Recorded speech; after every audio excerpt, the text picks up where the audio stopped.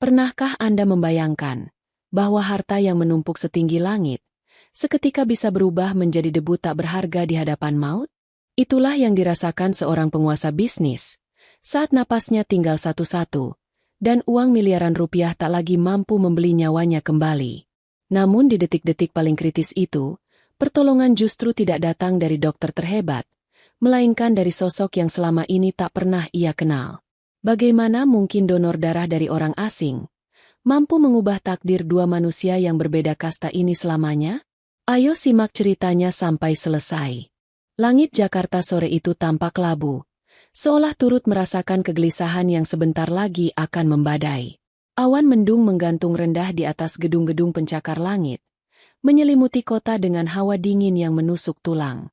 Di salah satu lantai teratas gedung perkantoran mewah di kawasan Sudirman, Baskara baru saja menyelesaikan rapat direksi. Pria berusia 28 tahun itu menyeka keringat dingin yang sejak tadi membasahi pelipisnya. Wajahnya yang biasanya segar dan penuh wibawa, kini terlihat pucat pasi.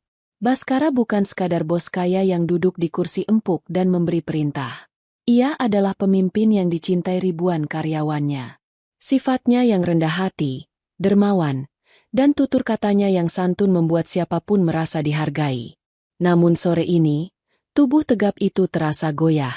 Pandangannya mulai kabur saat ia mencoba berdiri dari kursi kebesarannya.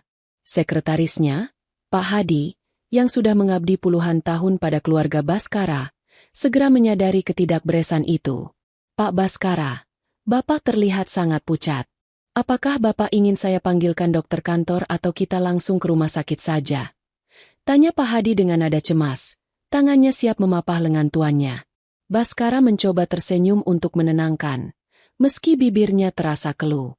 Tidak apa-apa, Pak Hadi. Mungkin saya hanya kelelahan. Tolong siapkan mobil. Saya ingin pulang ke rumah ibu. Masakan ibu pasti bisa membuat saya segar kembali. Jawab Baskara lirih. Namun, takdir Allah berkata lain.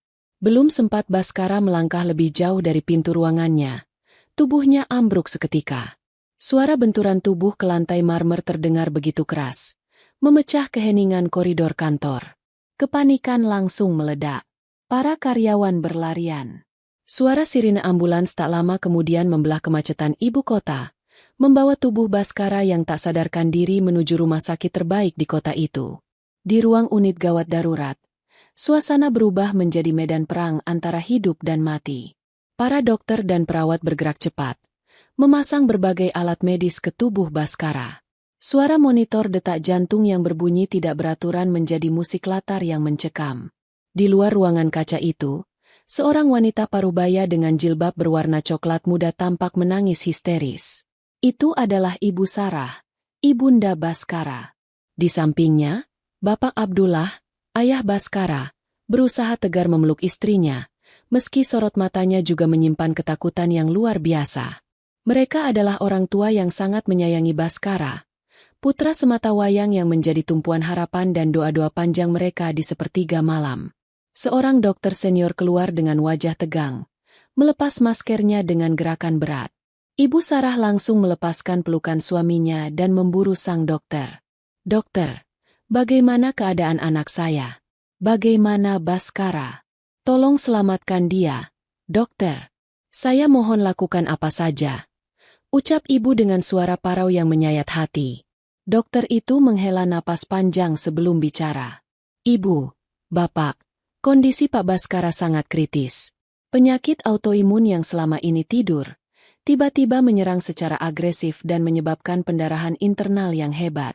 Hemoglobinnya turun drastis ke angka yang sangat berbahaya. Kita butuh transfusi darah segera. Sekarang juga. Jelas dokter itu dengan nada mendesak. Ambil darah saya, dokter. Ambil darah saya sebanyak yang dibutuhkan. Seru Bapak Abdullah tanpa ragu, menyingsingkan lengan kemejanya. Dokter menggeleng lemah. Kami sudah memeriksa data medis keluarga Bapak. Golongan darah Pak Baskara adalah AB negatif, tipe yang sangat jarang. Dan sayangnya, stok darah tipe tersebut di bank darah rumah sakit kami sedang kosong. Kami sudah menghubungi PMI dan rumah sakit lain, tapi belum ada kepastian karena butuh waktu pengiriman, Sementara Pak Baskara tidak punya waktu banyak. Jantungnya bisa berhenti kapan saja jika tidak segera mendapat asupan darah. Kalimat itu bagaikan petir di siang bolong bagi Ibu Sarah. Kakinya lemas seketika. Ia merosot ke lantai rumah sakit yang dingin. Tangisnya pecah tak terbendung. Bayangan kehilangan putra tercinta menari-nari di pelupuk matanya. Ya Allah, jangan ambil anak hamba. Hamba mohon, ya Allah. Rintih Ibu Sarah dalam sujudnya di lantai koridor yang ramai lalu lalang orang. Di saat keputusasaan itu memuncak, di ujung lorong yang sama, seorang gadis muda dengan pakaian lusuh sedang berjalan perlahan. Namanya Naira. Wajahnya ayu meski tanpa polesan bedak sedikit pun. Namun ada guratan lelah yang sangat jelas di sana. Naira baru saja dari loket administrasi, mencoba meminta keringanan biaya untuk pengobatan ibunya yang sedang dirawat di bangsal kelas 3 karena stroke. Dompetnya tipis, hanya berisi beberapa lembar uang ribuan yang lusuh, hasil dari kerjanya sebagai buruh cuci dan penjaga toko kelontong. Langkah Naira terhenti ketika melihat pemandangan memilukan di depan ruang unit gawat darurat VIP itu. Ia melihat seorang ibu yang bersimpuh di lantai, menangis memanggil nama Allah dengan begitu putus asa. Hati Naira yang lembut seketika bergetar. Kemiskinan tidak membuat hatinya keras. Justru penderitaan hidup membuatnya peka terhadap kesedihan orang lain. Tanpa mempedulikan penampilannya yang kontras dengan kemewahan orang-orang di sekitarnya, Naira memberanikan diri mendekat. Ia berjongkok di samping Ibu Sarah, menyentuh pundak wanita itu dengan sangat hati-hati. Ibu, sabar, Bu, istighfar. Allah Maha mendengar. Bisik Naira lembut. Ibu Sarah menoleh. Matanya yang basah dan bengkak menatap wajah asing di hadapannya. Ia tidak melihat baju kumal Naira. Ia hanya melihat ketulusan di mata gadis itu. Dalam kepanikan yang luar biasa, Ibu Sarah seolah mencari pegangan. Tangan kanannya yang gemetar merogoh saku gamisnya, mengeluarkan sebuah tasbih kayu koka berwarna coklat tua. Itu adalah tasbih kesayangannya, peninggalan almarhum ayahnya, yang selalu ia bawa kemanapun sebagai penenang hati. Ibu menggenggam tangan Naira erat-erat, lalu meletakkan tasbih itu di telapak tangan Naira. Cengkeramannya begitu kuat, menyalurkan rasa takut yang amat sangat. Nak, tolong bantu ibu berdoa. Anak ibu di dalam sana sedang berjuang sendirian. Dia butuh darah, tapi darahnya langka. Ibu tidak tahu harus mencari kemana lagi. Doakan dia. Nak, siapa tahu doa orang tulus sepertimu didengar langit. Isak Ibu Sarah. Naira tertegun. Ia merasakan tekstur kayu koka yang halus di telapak tangannya. Ia bisa merasakan denyut keputusasaan seorang ibu. Memangnya, apa golongan darah putra ibu? Tanya Naira pelan. AB negatif. Stoknya kosong. Ya Allah, di mana ibu harus cari? Jawab ibu sambil menutup wajahnya dengan kedua tangan. Jantung Naira berdegup kencang. Ia tahu betul golongan darahnya. Itu adalah hal yang selalu diingatkan oleh petugas puskesmas setiap kali ia sakit, bahwa darahnya cukup jarang ditemukan. Ibu, panggil Naira. Suaranya sedikit bergetar namun tegas. Golongan darah saya AB negatif. Ibu Sarah sontak mengangkat wajahnya. Bapak Abdullah yang berdiri di samping mereka pun terperanjat. Mereka menatap Naira seolah tak percaya. Seakan malaikat baru saja turun menyamar menjadi gadis sederhana ini. Benarkah? Nak, kamu tidak sedang bercandakan? Tanya Bapak dengan suara tercekat. Saya serius, Pak. Saya siap mendonorkan darah saya sekarang juga untuk putra Bapak dan Ibu. Ayo, kita panggil dokternya. Ucap Naira mantap. Ia tidak memikirkan kondisinya sendiri yang mungkin kurang istirahat atau kurang gizi. Yang ada di benaknya hanyalah nyawa seseorang harus diselamatkan. Bapak Abdullah segera berteriak memanggil dokter. Perawat berhamburan keluar. Naira langsung digiring masuk ke ruang pengambilan darah. Sebelum pintu tertutup, Naira menoleh ke arah Ibu Sarah yang masih menatapnya dengan pandangan penuh harap dan air mata syukur. Tanpa sadar, Naira masih menggenggam erat tasbih kayu koka milik ibu. Tasbih itu terbawa bersamanya masuk ke dalam ruangan dingin itu. Di dalam ruangan, perawat dengan cekatan memeriksa kondisi Naira. Mbak, Tensinya agak rendah dan tubuh Mbak sepertinya sedang lelah sekali. Apa Mbak yakin mau donor? Ini untuk pasien kritis, jadi jumlah yang diambil mungkin akan maksimal. Tanya perawat itu ragu, melihat tubuh Naira yang kurus. Naira tersenyum tipis. Matanya menatap jarum infus yang sedang disiapkan. Saya yakin suster. Ambil saja darah saya. Insya Allah saya kuat. Saya tidak punya harta untuk disedekahkan. Mungkin darah ini satu-satunya yang bisa saya berikan untuk menolong sesama hamba Allah. Jawab Naira. Perawat itu terdiam sejenak. Tersentuh mendengar jawaban Naira. Jarum pun ditusukkan. Cairan merah pekat mulai mengalir melalui selang. Berpindah dari tubuh ringkih Naira menuju kantong darah yang akan menjadi penyambung nyawa bagi Baskara. Dalam diamnya, Naira memejamkan mata. Jemarinya terus memutar butiran tasbih kayu koka milik Ibu Sarah. Bibirnya bergerak pelan melantunkan zikir. Ya Allah, selamatkanlah nyawa orang itu. Hamba tidak mengenalnya, tapi hamba tahu betapa berartinya dia bagi ibunya. Jangan biarkan air mata ibu itu tumpah karena kehilangan. Biarlah darah hamba menjadi perantara kesembuhannya. Doa Naira dalam hati. Sementara itu, di ruang operasi, kondisi Baskara semakin menurun. Monitor jantung berbunyi nyaring menandakan bahaya. Dokter bedah berteriak memberi instruksi. Darahnya sudah siap belum? Kita kehilangan dia kalau dalam 2 menit tidak ada transfusi. Teriak dokter. Pintu ruang operasi terbuka. Perawat berlari masuk membawa kantong darah yang masih hangat. Darah Naira. Darah siap. Dok. Golongan AB negatif. Baru saja diambil dari donor. Lapor perawat. Proses transfusi pun dimulai. Cairan kehidupan dari tubuh Naira perlahan memasuki pembuluh darah Baskara. Seolah ada keajaiban. Perlahan tapi pasti. Detak jantung di monitor mulai menunjukkan irama yang lebih stabil. Warna kulit Baskara yang semula seputih kertas mulai menampakkan rona kehidupan. Di luar ruangan, Ibu Sarah dan Bapak Abdullah terus berdoa tanpa henti. Mereka tidak tahu siapa nama gadis itu, dari mana asalnya, atau siapa keluarganya. Yang mereka tahu, Allah telah mengirimkan pertolongan melalui jalan yang tak disangka-sangka. Naira selesai mendonorkan darahnya. Kepalanya terasa sangat pening. Pandangannya berkunang-kunang. Perawat memberinya segelas teh manis hangat dan roti. Namun Naira teringat ibunya. Dia belum menyuapi ibunya makan malam. Dengan langkah sempoyongan, Naira turun dari ranjang donor. Mbak, istirahat dulu. Mbak bisa pingsan nanti. Cegah perawat. Saya harus pergi. Ibu saya menunggu. Saya sudah tidak apa-apa. Tolak Naira halus namun bersikeras. Naira berjalan keluar lewat pintu samping ruang donor agar tidak berpapasan dengan keramaian keluarga pasien di depan. Ia ingin segera kembali ke ibunya. Dalam ketergesaan dan kondisi setengah sadar karena pusing, Naira lupa mengembalikan tasbih yang masih melilit di pergelangan tangan kirinya. Ia terus berjalan menyusuri lorong rumah sakit yang panjang dan dingin, membawa serta sebuah benda yang kelak akan menjadi kunci takdir hidupnya. Sementara itu, Baskara masih terlelap dalam pengaruh obat bius, namun darah Naira kini telah menyatu, mengalir ke seluruh sel tubuhnya, membawa serta doa-doa tulus yang dilangitkan sang gadis miskin. Sebuah ikatan darah telah terjalin, ikatan yang lebih kuat dari sekadar pertemuan fisik, ikatan yang direstui oleh semesta. Naira sampai di bangsal ibunya dengan napas tersengal. Ia melihat ibunya tertidur pulas. Naira duduk di kursi plastik di samping ranjang ibunya, memandang tasbih kayu di tangannya dengan bingung. Astagfirullah. Tasbih ibu itu terbawa. Gumam Naira kaget.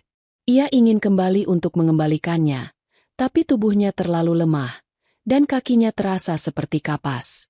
Ia pun tertidur di samping ranjang ibunya dengan tangan masih menggenggam tasbih itu, tidak menyadari bahwa di lantai atas, sebuah keluarga kaya raya sedang mencari keberadaannya bak mencari jarum dalam tumpukan jerami. Malam semakin larut. Hujan mulai turun membasahi Jakarta, seolah membasuh jejak-jejak kekhawatiran hari itu. Kisah antara sang bos kaya dan gadis miskin ini baru saja dimulai. Dituliskan dengan tinta merah dan ketulusan hati. Hujan di luar sana masih turun dengan derasnya, Seolah langit Jakarta sedang menumpahkan segala keluh kesah yang tertahan seharian. Butiran air menghantam kaca jendela rumah sakit, menciptakan irama monoton yang menemani keheningan koridor lantai VIP yang dingin. Namun, di dalam hati Ibu Sarah, badai kecemasan yang sempat memporak-porandakan jiwanya perlahan mulai reda, berganti dengan gerimis rasa syukur yang menyejukkan hati. Lampu indikator di depan ruang operasi yang sedari tadi menyala merah menyala, kini telah padam. Pintu otomatis ganda itu terbuka perlahan, menampakkan sosok dokter bedah yang berjalan keluar dengan langkah yang jauh lebih ringan dibandingkan beberapa jam sebelumnya. Masker hijau yang menutupi sebagian wajahnya telah diturunkan, menampilkan senyum tipis yang syarat akan kabar baik. Ibu Sarah dan Bapak Abdullah, yang sedari tadi duduk tegang di kursi tunggu sambil tak henti-hentinya memutar tasbih digital di jari mereka, sontak berdiri.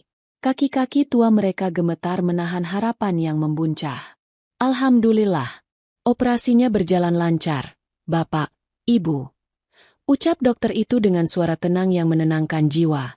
Transfusi darah yang kita lakukan tepat waktu. Tubuh Pak Baskara merespons dengan sangat baik. Pendarahan sudah berhenti total, dan tanda-tanda vitalnya mulai stabil. Sekarang beliau akan kami pindahkan ke ruang ICU untuk pemulihan intensif. Masa kritis yang paling menakutkan sudah lewat. Mendengar kalimat itu, lutut Ibu Sarah terasa lemas seketika. Bukan karena takut, melainkan karena pelepasan beban berat yang menghimpit dadanya selama berjam-jam. Ia langsung bersujud di lantai rumah sakit yang dingin, tak peduli pada pandangan orang yang lalu lalang. Alhamdulillah. Terima kasih. Ya Allah, Engkau maha baik. Engkau maha pengasih. Isak Ibu Sarah dalam sujudnya. Bahunya terguncang hebat menahan tangis bahagia yang tumpah ruah. Bapak Abdullah ikut berjongkok, mengelus punggung istrinya dengan mata yang berkaca-kaca. Ia pun tak kuasa menahan haru melihat istrinya yang begitu terpukul kini bisa bernapas lega. Sudah, Bu.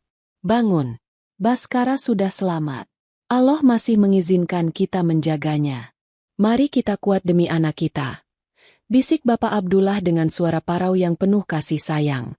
Setelah menenangkan diri dan menghapus sisa-sisa air mata dengan ujung jilbabnya, ingatan Ibu Sarah seketika melayang pada sosok gadis muda yang menjadi perantara keselamatan putranya. Wajah gadis itu, yang pucat namun memancarkan keteduhan yang luar biasa, terbayang jelas di benaknya.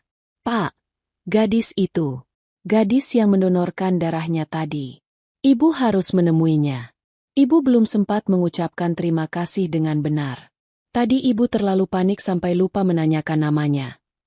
Ujar Ibu Sarah dengan nada mendesak, matanya mencari-cari ke arah lorong. Iya, Bu. Mari kita cari dia. Dia pasti masih di ruang donor darah. Kita harus membalas kebaikannya. Apapun yang dia butuhkan, kita harus bantu. Jawab Bapak Abdullah setuju. Mereka berdua bergegas menuju ruang pengambilan darah yang terletak tak jauh dari UGD. Langkah Ibu Sarah terburu-buru, didorong oleh rasa berutang budi yang amat besar. Dalam hatinya, ia sudah berniat akan memberikan apa saja yang gadis itu butuhkan. Uang, pekerjaan, atau jaminan kesehatan, apapun itu, rasanya takkan cukup untuk menebus setetes darah yang kini mengalir di tubuh anak semata wayangnya. Sesampainya di depan ruang donor, Ibu Sarah langsung masuk tanpa mengetuk. Namun, pemandangan di dalam membuatnya terhenti. Ranjang tempat gadis tadi berbaring kini kosong melompong. Hanya ada bekas selimut yang sudah dilipat rapi di ujung kasur. Seorang perawat sedang membereskan sisa-sisa peralatan medis ke dalam baki stainless steel. Suster, maaf. Di mana gadis muda yang tadi mendonorkan darah untuk pasien Baskara? Yang pakai baju agak lusuh dan jilbab instan warna abu-abu. Tanya Ibu Sarah dengan napas memburu. Perawat itu menoleh, lalu menghela napas panjang sembari meletakkan botol alkohol. Oh, Mbak yang tadi ya Bu. Dia sudah pulang barusan, Bu. Pulang. Tapi ini kan masih hujan deras. Sus. Dan kondisinya tadi sepertinya lemah sekali. Kenapa suster izinkan dia pergi? Tanya Ibu Sarah kaget. Nada suaranya meninggi karena khawatir. Saya sudah melarangnya, Bu. Saya minta dia istirahat minimal 30 menit lagi dan makan roti dulu. Tapi dia bersikeras. Katanya dia harus segera menyuapi ibunya yang sedang sakit. Dia tampak sangat khawatir dan terburu-buru. Saya tidak bisa menahannya lebih lama karena dia bilang takut ibunya menunggu terlalu lama. Jelas perawat itu dengan nada menyesal. Ibunya sakit. Di rumah sakit ini juga. Selidik Bapak Abdullah. Keningnya berkerut. Sepertinya begitu, Pak. Tapi dia tidak menyebutkan nama ibunya atau di bangsal mana. Dia cuma bilang ibunya menunggu. Setelah minum teh manis sedikit, dia langsung lari keluar lewat pintu samping agar lebih cepat. Ibu Sarah tertegun. Rasa bersalah menyelinap di hatinya bagaikan jarum halus. Gadis itu menolong anaknya di saat dia sendiri sedang memikul beban berat merawat ibunya yang sakit. Betapa mulia hatinya. Di tengah himpitan hidupnya sendiri, ia masih sempat memikirkan nyawa orang lain. Ya Allah, ibu bahkan belum tahu siapa namanya. Gumam Ibu Sarah lirih, matanya kembali basah. Tiba-tiba, Ibu Sarah teringat sesuatu. Tangannya meraba saku gamisnya dengan panik, lalu berpindah meraba tas tangannya. Kosong. Wajah Ibu Sarah berubah pucat. Tasbih ibu, Pak. Tasbih kayu koka peninggalan kakek. Tadi ibu titipkan di tangan gadis itu saat ibu panik dan histeris. Sepertinya terbawa olehnya. Bapak Abdullah menepuk pelan bahu istrinya, mencoba menenangkan. Mungkin itu petunjuk dari Allah, Bu. Tasbih itu tidak hilang, tapi sedang menjadi penuntun kita untuk menemukan gadis itu lagi nanti. Jangan sedih. Benda itu mungkin lebih dibutuhkan olehnya sekarang sebagai penguat hati, sama seperti ibu membutuhkannya dulu saat menghadapi masa-masa sulit. Ibu Sarah mengangguk pelan, berusaha ikhlas. Namun dalam hati kecilnya, ia berjanji pada dirinya sendiri. Ia akan mencari gadis itu sampai dapat. Bukan untuk mengambil kembali tasbihnya, melainkan untuk menyambung tali silaturahmi yang telah dimulai dengan darah dan doa. Ia ingin memeluk gadis itu layaknya anak sendiri. Sementara itu, di sebuah bangsal kelas 3 yang pengap dan padat, Naira duduk bersandar di kursi plastik keras di samping ranjang ibunya.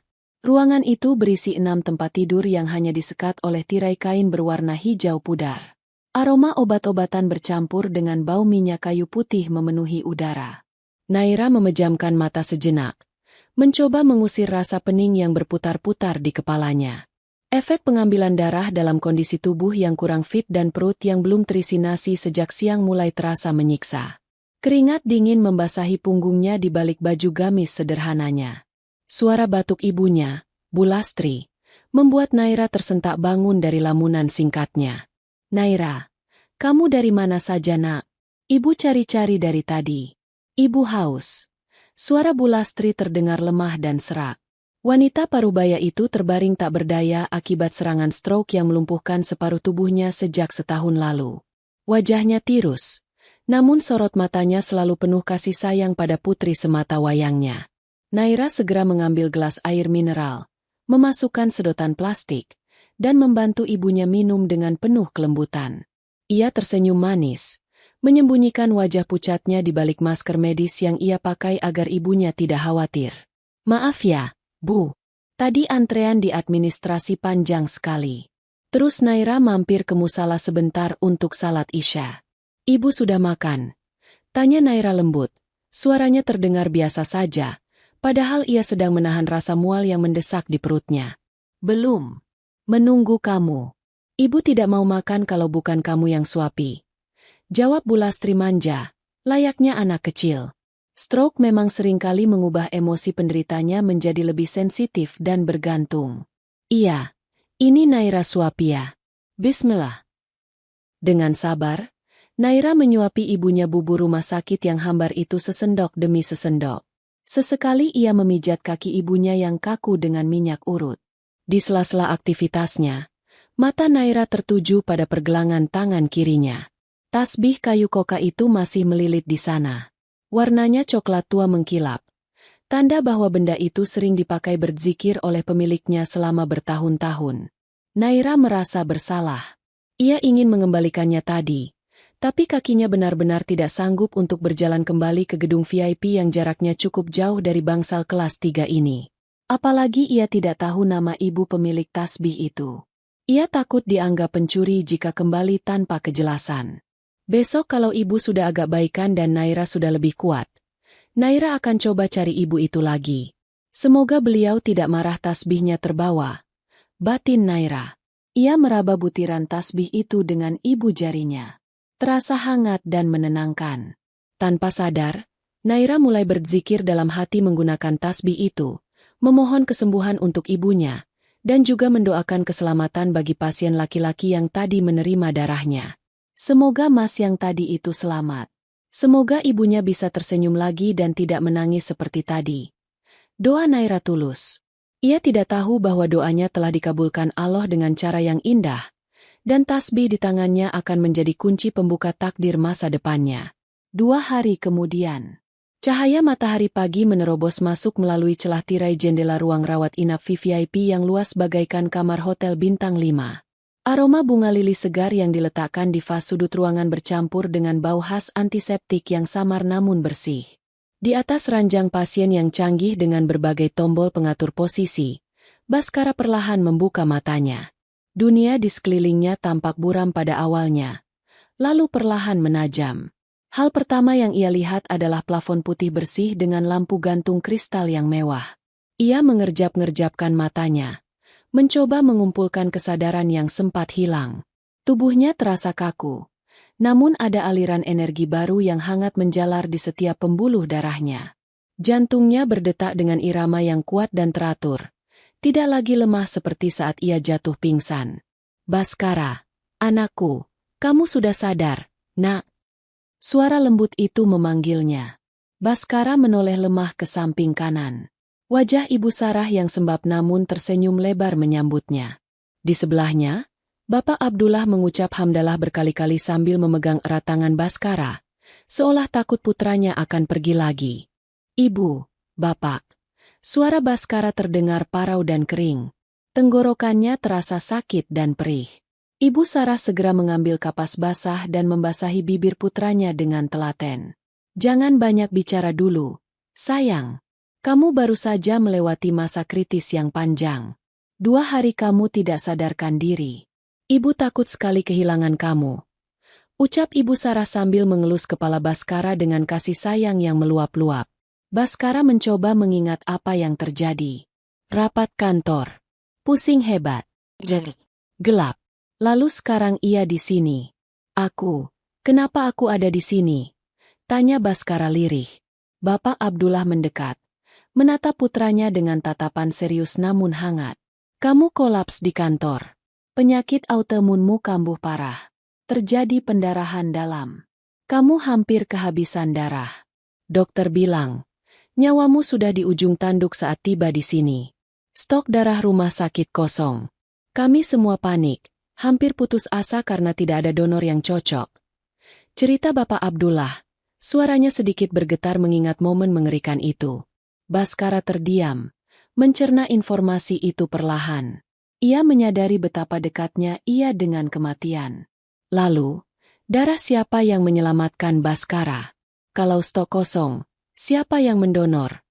Tanyanya kemudian. Matanya menatap selang infus yang masih menancap di punggung tangannya, mengalirkan cairan kehidupan. Ibu Sarah tersenyum haru. Matanya menerawang, mengingat kejadian malam itu di koridor rumah sakit.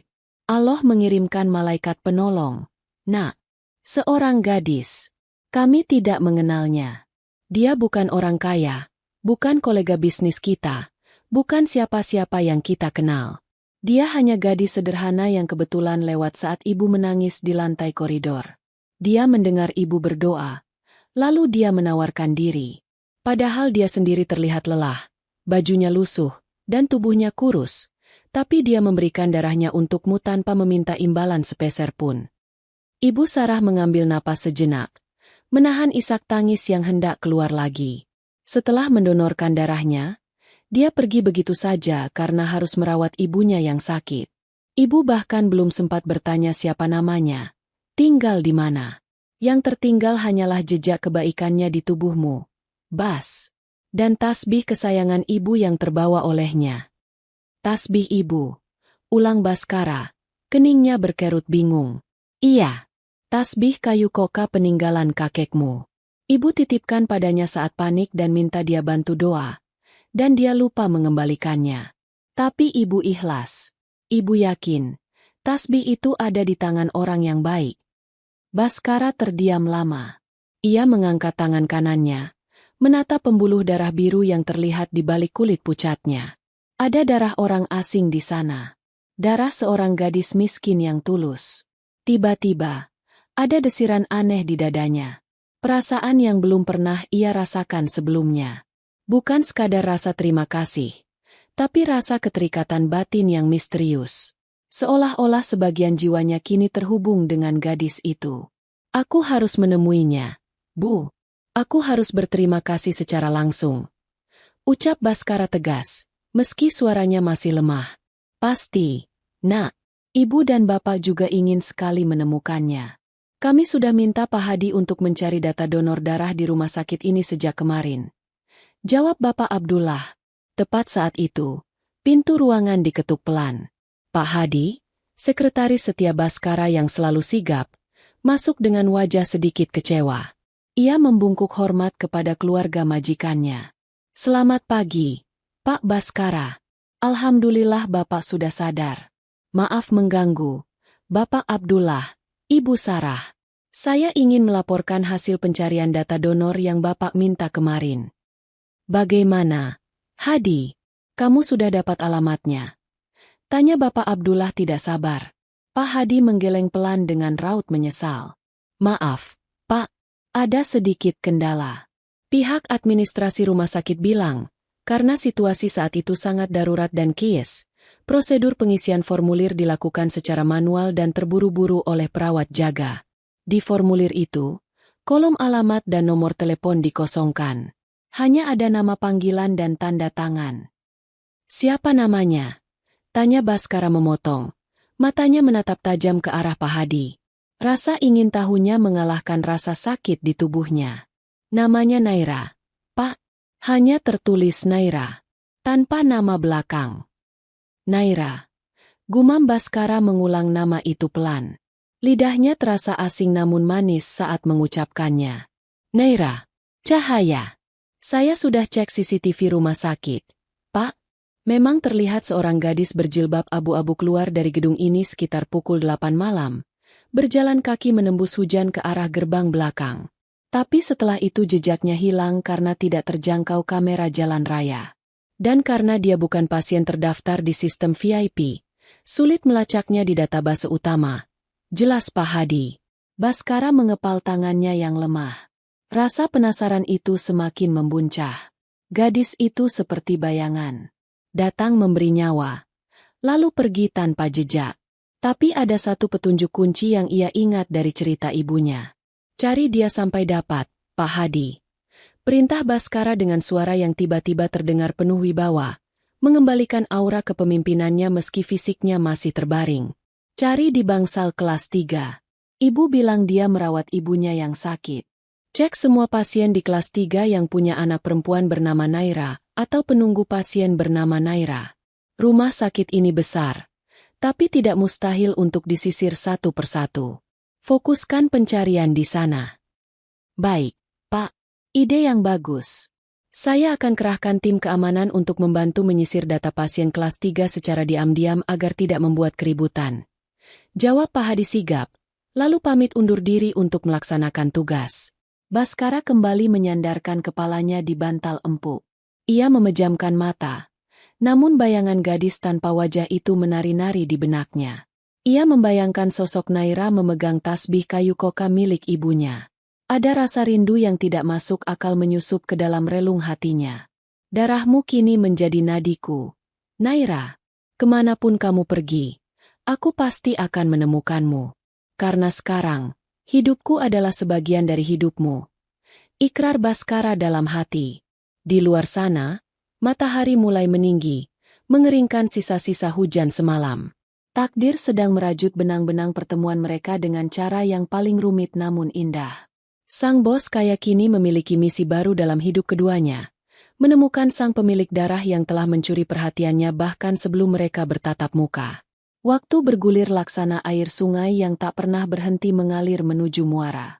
1 bulan telah berlalu sejak peristiwa dramatis di rumah sakit itu. Jakarta kembali pada rutinitasnya yang sibuk, bising, dan seolah tak peduli pada nasib 1-2 manusia di dalamnya. Namun bagi Baskara, dunia tidak lagi sama. Meski tubuhnya telah pulih sepenuhnya, dan ia sudah kembali duduk di kursi kepemimpinan perusahaannya, ada ruang kosong di dalam dadanya yang semakin hari semakin menganga lebar. Pagi itu, Baskara berdiri di depan jendela kaca besar ruang kerjanya di lantai 30. Tatapannya menerawang jauh menembus hutan beton ibu kota. Di bawah sana, ribuan kendaraan merayap seperti semut, membawa jutaan manusia dengan takdirnya masing-masing. Tangan kanan Baskara tanpa sadar memegang dada kirinya, merasakan detak jantung yang berirama tenang. Di sana, mengalir darah yang bukan miliknya. Darah yang diberikan oleh seorang gadis misterius bernama Naira. Pencarian yang dilakukan Pak Hadi dan tim keamanan menemui jalan buntu. Data di rumah sakit terlalu minim. Nama Naira ternyata cukup pasaran. Di bangsal kelas 3 waktu itu, ada 5 pasien yang keluarganya bernama Naira, dan semuanya sudah pulang atau pindah alamat. Gadis itu seolah lenyap di telan bumi, meninggalkan Baskara dengan rasa berutang budi yang tak terbayar. Rasa penasaran itu perlahan berubah menjadi rindu yang tak terjelaskan. Baskara sering terbangun di tengah malam, memikirkan apakah gadis itu makan dengan layak, apakah ibunya sudah sembuh, atau apakah dia kehujanan di luar sana. Tok, tok, tok. Suara ketukan pintu membuyarkan lamunan Baskara. Pak Hadi masuk dengan membawa agenda kegiatan. Selamat pagi, Pak Baskara. Mobil sudah siap di lobi. Bapak Abdullah dan Ibu Sarah juga sudah menunggu di bawah. Tim logistik melaporkan bahwa 500 paket sembako sudah sampai di lokasi bakti sosial. Lapor Pak Hadi dengan sigap. Baskara mengangguk pelan, merapikan kemeja batiknya. Hari ini adalah hari yang istimewa. Sebagai wujud rasa syukur atas kesembuhannya, atau dalam istilah agama disebut nazar, keluarga Baskara memutuskan untuk turun langsung membagikan bantuan kepada kaum duafa. Baskara menolak jika acara ini hanya dilakukan dengan mentransfer uang ke yayasan. Ia ingin melihat langsung wajah-wajah orang yang ia bantu. Ia ingin menyentuh tangan mereka. Jauh di lubuk hatinya, ia berharap di antara ratusan wajah itu, ia bisa menemukan satu wajah yang ia cari. Baik, Pak Hadi, mari kita berangkat. Jangan biarkan orang tua saya menunggu terlalu lama. Ucap Baskara sambil melangkah keluar. Iring-iringan mobil mewah keluarga Baskara membelah kemacetan Sabtu pagi, menuju pinggiran kota yang jarang terjamah sorot kamera. Destinasi mereka adalah sebuah kawasan padat penduduk di bantaran rel kereta api, tempat di mana kemiskinan memeluk warganya dengan erat. Tempat di mana rumah-rumah terbuat dari triplek bekas dan atap seng berkarat yang saling berhimpitan tanpa celah. Sesampainya di lokasi, kontras yang tajam langsung tersaji di depan mata. Mobil Alphard mengkilap itu harus parkir di jalan besar karena gang masuk ke pemukiman itu terlalu sempit. Baskara turun, disambut oleh aroma menyengat dari selokan yang mampet dan tumpukan sampah yang belum diangkut. Namun, tidak ada raut jijik di wajah tampannya. Sejak sakit itu, hati Baskara menjadi jauh lebih lembut. Ia memandang semua ini bukan sebagai pemandangan yang mengganggu, melainkan sebagai ladang amal yang selama ini ia lupakan. Ibu Sarah dan Bapak Abdullah turun mendampingi putranya. Wajah mereka berseri-seri. Ibu Sarah tampak anggun dengan gamis sederhananya. Meski tasbih kayu koka kesayangannya tak lagi ada di tangannya, digantikan oleh tasbih digital kecil yang melingkar di jari telunjuk. Baskara, kamu yakin kuat jalan masuk ke dalam sana? Jalannya becek dan licin. Nak, kalau kamu lelah, duduk saja di posko panitia. Ujar Ibu Sarah cemas, merapikan kerah baju anaknya. Baskara tersenyum menenangkan. Ia menggenggam tangan ibunya yang mulai keriput. Baskara kuat, Bu. Justru Baskara ingin masuk ke ganggang sempit itu. Baskara ingin mengantar paket sembako ini langsung ke rumah-rumah warga yang sudah jompo dan tidak kuat antre di depan. Ibu dan bapak tunggu di posko saja ya. Pinta Baskara lembut. Akhirnya, dengan ditemani Pak Hadi dan 2 orang staf yang membawa karung-karung beras, Baskara melangkahkan kakinya masuk labirin kemiskinan itu. Sepatu kulit mahalnya segera ternoda oleh lumpur hitam. Namun ia tidak peduli. Ia menyapa setiap warga yang berpapasan dengannya. Menyalami tangan-tangan kasar para buruh cuci dan kuli panggul dengan penuh hormat. Satu persatu paket bantuan diserahkan. Senyum bahagia dan doa-doa tulus dari para penerima bantuan membuat hati Baskara bergetar. Rasanya lebih menyejukkan daripada pendingin ruangan di kantornya yang mewah. Terima kasih, Den. Semoga panjang umur, murah rezeki. Ucap seorang nenek tua sambil mencium tangan Baskara. Amin. Doakan saya sehat terus ya, Nek. Balas Baskara tulus. Langkah kaki membawa Baskara semakin jauh masuk ke dalam pemukiman, menjauhi keramaian posko utama. Ia tiba di sebuah gang buntu yang sangat sepi. Di ujung gang itu, berdiri sebuah gubuk kayu yang terlihat paling memprihatinkan dibandingkan yang lain. Dindingnya miring, ditopang oleh bambu agar tidak roboh. Atapnya ditambal dengan spanduk bekas partai politik. Namun, ada yang berbeda dengan rumah itu. Halamannya yang sempit terlihat sangat bersih. Tidak ada sampah berserakan. Ada beberapa pot bunga dari kaleng bekas ket yang ditanami tanaman hias sederhana, memberikan nuansa hidup di tengah kekumuhan. Baskara merasa kakinya seolah ditarik magnet untuk mendekat ke rumah itu. Ada ketenangan aneh yang memancar dari balik dinding kayu lapuk itu. Saat ia mendekat ke pintu yang setengah terbuka, terdengar suara lembut seorang gadis sedang melantunkan ayat suci Al-Quran. Suaranya merdu, lirih, dan menyayat hati. Baskara tertegun. Di tempat seperti ini, masih ada lantunan ayat suci yang begitu indah. Ia memberi isyarat pada Pak Hadi untuk diam dan menunggu di belakang. Baskara mengintip perlahan. Di dalam ruangan sempit berukuran 3x3 meter itu, tidak ada kursi sofa atau perabotan mewah. Hanya ada tikar pandan yang digelar di lantai semen yang retak. Di atas tikar itu, terbaring seorang wanita tua yang kurus kering. Dan di sampingnya, duduk seorang gadis muda dengan mukena yang sudah lusuh namun bersih, sedang mengaji sambil memijat kaki ibunya. Gadis itu mengakhiri bacaannya. Lalu ia mencium kening ibunya dengan penuh kasih sayang. Ibu, sabar ya. Hari ini Naira masak bayam bening kesukaan ibu. Walaupun cuma sama tahu, tapi insya Allah sehat. Ucap gadis itu riang, mencoba menghibur ibunya. Naira, maafkan ibu ya. Gara-gara obat ibu mahal, kamu jadi tidak bisa beli baju baru. Mukenamu sudah banyak tambalan begitu. Suara ibunya terdengar lemah, penuh penyesalan. Gadis bernama Naira itu menggeleng cepat. Ia tersenyum manis. Sebuah senyuman yang membuat jantung Baskara berdegup kencang meski ia hanya melihatnya dari samping. Ibu bicara apa sih? Baju baru itu tidak penting, Bu. Yang penting ibu sehat. Lagi pula, Allah tidak melihat baju Naira, tapi hati Naira. Selama Naira bisa merawat ibu, Naira sudah merasa jadi orang paling kaya di dunia. Jawab Naira tulus. Baskara terpaku di tempatnya berdiri. Matanya memanas. Kata-kata sederhana itu menampar egonya yang selama ini mengukur kebahagiaan dengan angka di rekening bank. Ia melihat kemuliaan yang bersinar terang di dalam gubuk reot itu. Baskara memberanikan diri mengetuk pintu kayu yang rapuh itu. Assalamualaikum. Ucap Baskara pelan. Naira terlonjak kaget. Ia segera merapikan mukenanya dan menoleh ke arah pintu.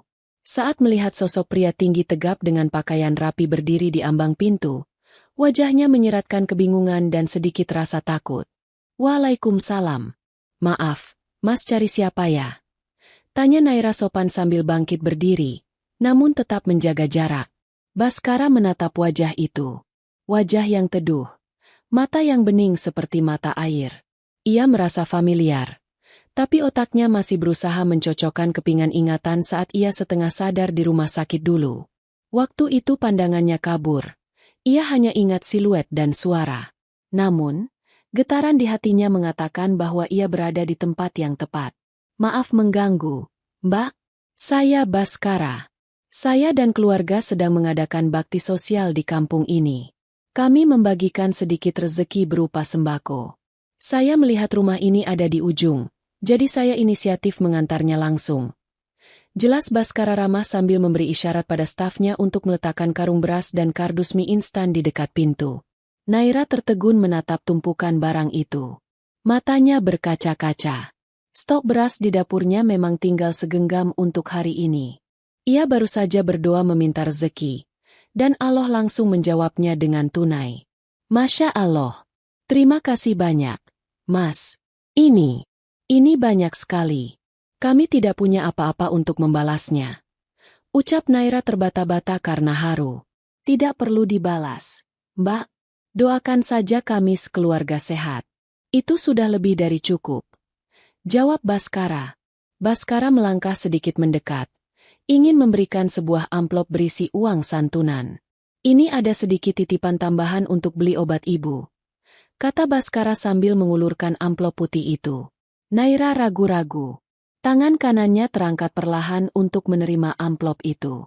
Saat itulah, lengan baju gamis panjangnya sedikit tersingkap ke atas.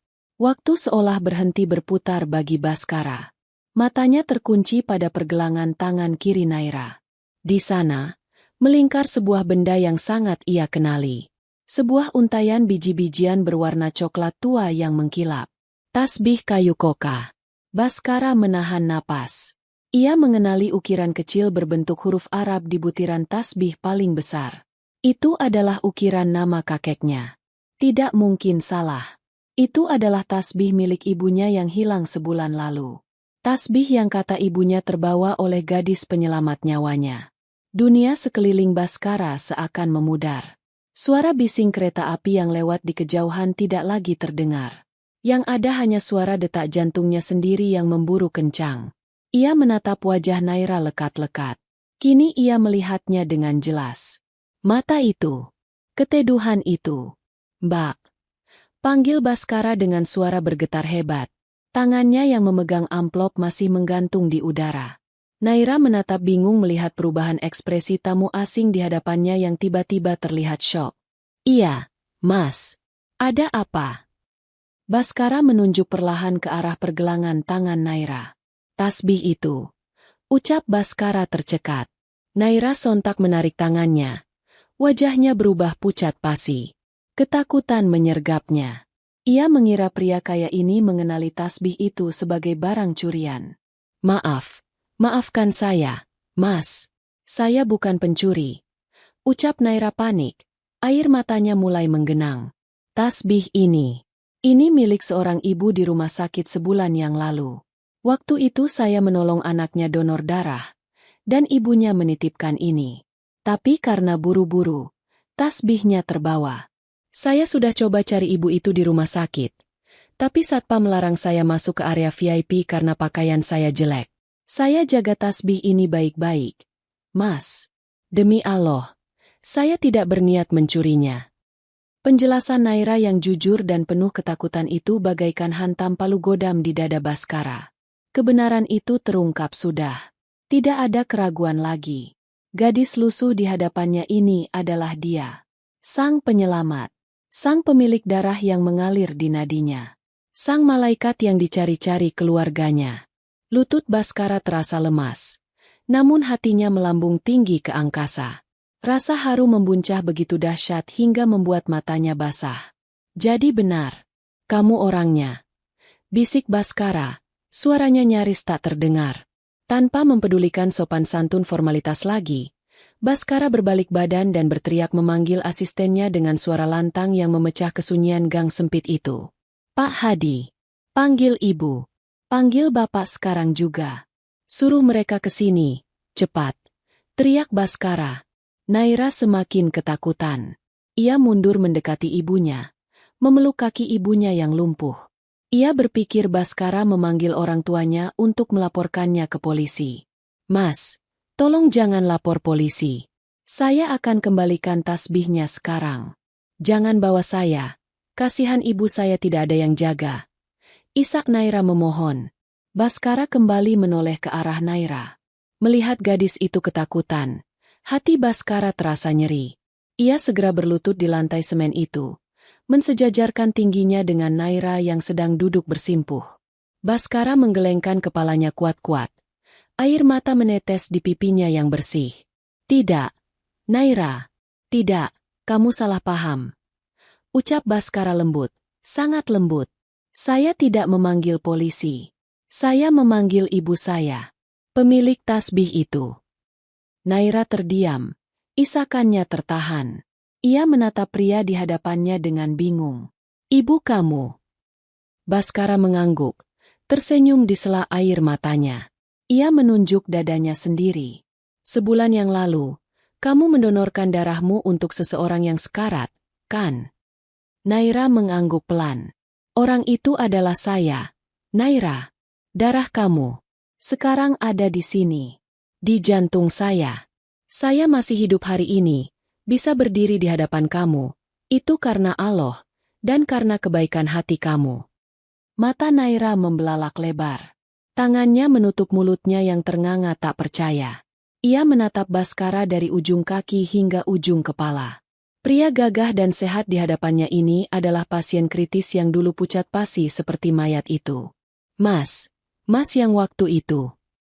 Iya, saya Baskara. Dan saya sudah mencari kamu kemana-mana hanya untuk mengucapkan terima kasih. Suasana hening sejenak. Hanya terdengar isak tangis Bu Lastri yang ternyata menyimak pembicaraan itu. Tak lama kemudian, terdengar langkah kaki terburu-buru mendekat. Ibu Sarah dan Bapak Abdullah muncul di pintu dengan napas ngos-ngosan, dipapah oleh Pak Hadi. Baskara, ada apa nak? Kenapa teriak-teriak?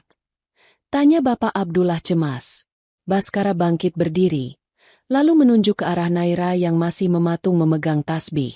Ibu, Bapak, lihat. Ibu Sarah menyipitkan matanya, menyesuaikan pandangan dengan cahaya remang di dalam gubuk. Saat matanya menangkap sosok Naira dan benda coklat di tangannya, Ibu Sarah terpekik tertahan. Tasbih itu. Naira dengan tangan gemetar melepaskan tasbih itu dari pergelangan tangannya. Ia merangkak perlahan mendekati Ibu Sarah, lalu menyodorkan tasbih itu dengan kepala tertunduk dalam. Ibu, maafkan saya. Ini tasbih Ibu. Saya kembalikan. Maaf saya terlambat mengembalikannya. Cicit Naira takut. Namun, yang terjadi selanjutnya membuat seluruh orang di ruangan itu menahan napas. Ibu Sarah tidak mengambil tasbih itu. Ia justru menepis tangan Naira pelan, lalu merengkuh tubuh gadis kecil itu ke dalam pelukannya yang erat. Sangat erat. Tangis Ibu Sarah pecah seketika, menggema di dinding-dinding kayu lapuk itu. Ya Allah, nak, bukan tasbih ini yang Ibu cari. Tapi kamu. Ucap Ibu Sarah di sela tangisnya. Ia mencium puncak kepala Naira yang tertutup mukena lusuh berkali-kali. Terima kasih sudah menyelamatkan anak Ibu. Terima kasih sudah menjadi perpanjangan tangan Allah. Bapak Abdullah ikut mendekat, mengusap air matanya yang jatuh tak tertahankan. Ia mengelus punggung Naira yang ikut menangis sesenggukan di pelukan istrinya. Kami mencarimu kemana-mana. Nak, kami ingin membalas budi. Kenapa kamu pergi begitu saja waktu itu? Tanya Bapak Abdullah lembut. Saya takut ibu saya menunggu kelaparan, Pak. Jawab Naira polos di sela tangisnya. Jawaban sederhana itu kembali menghujam hati keluarga Baskara.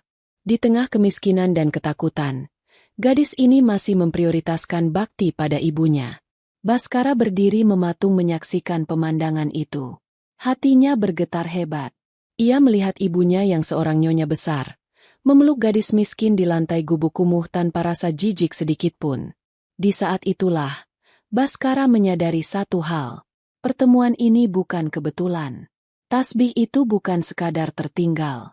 Semua ini adalah skenario langit yang tertulis rapi. Naira, gadis yang darahnya mengalir di tubuh Baskara, kini telah ditemukan. Dan Baskara bersumpah dalam hatinya, ia tidak akan membiarkan gadis ini menderita lagi. Ia akan mengangkat derajat gadis ini, sebagaimana gadis ini telah mengangkatnya dari lembah kematian. Pertemuan di gubuk doa itu menjadi awal dari babak baru kehidupan mereka. Sebuah kisah cinta dan kemanusiaan yang akan diuji oleh waktu, namun dikuatkan oleh takdir.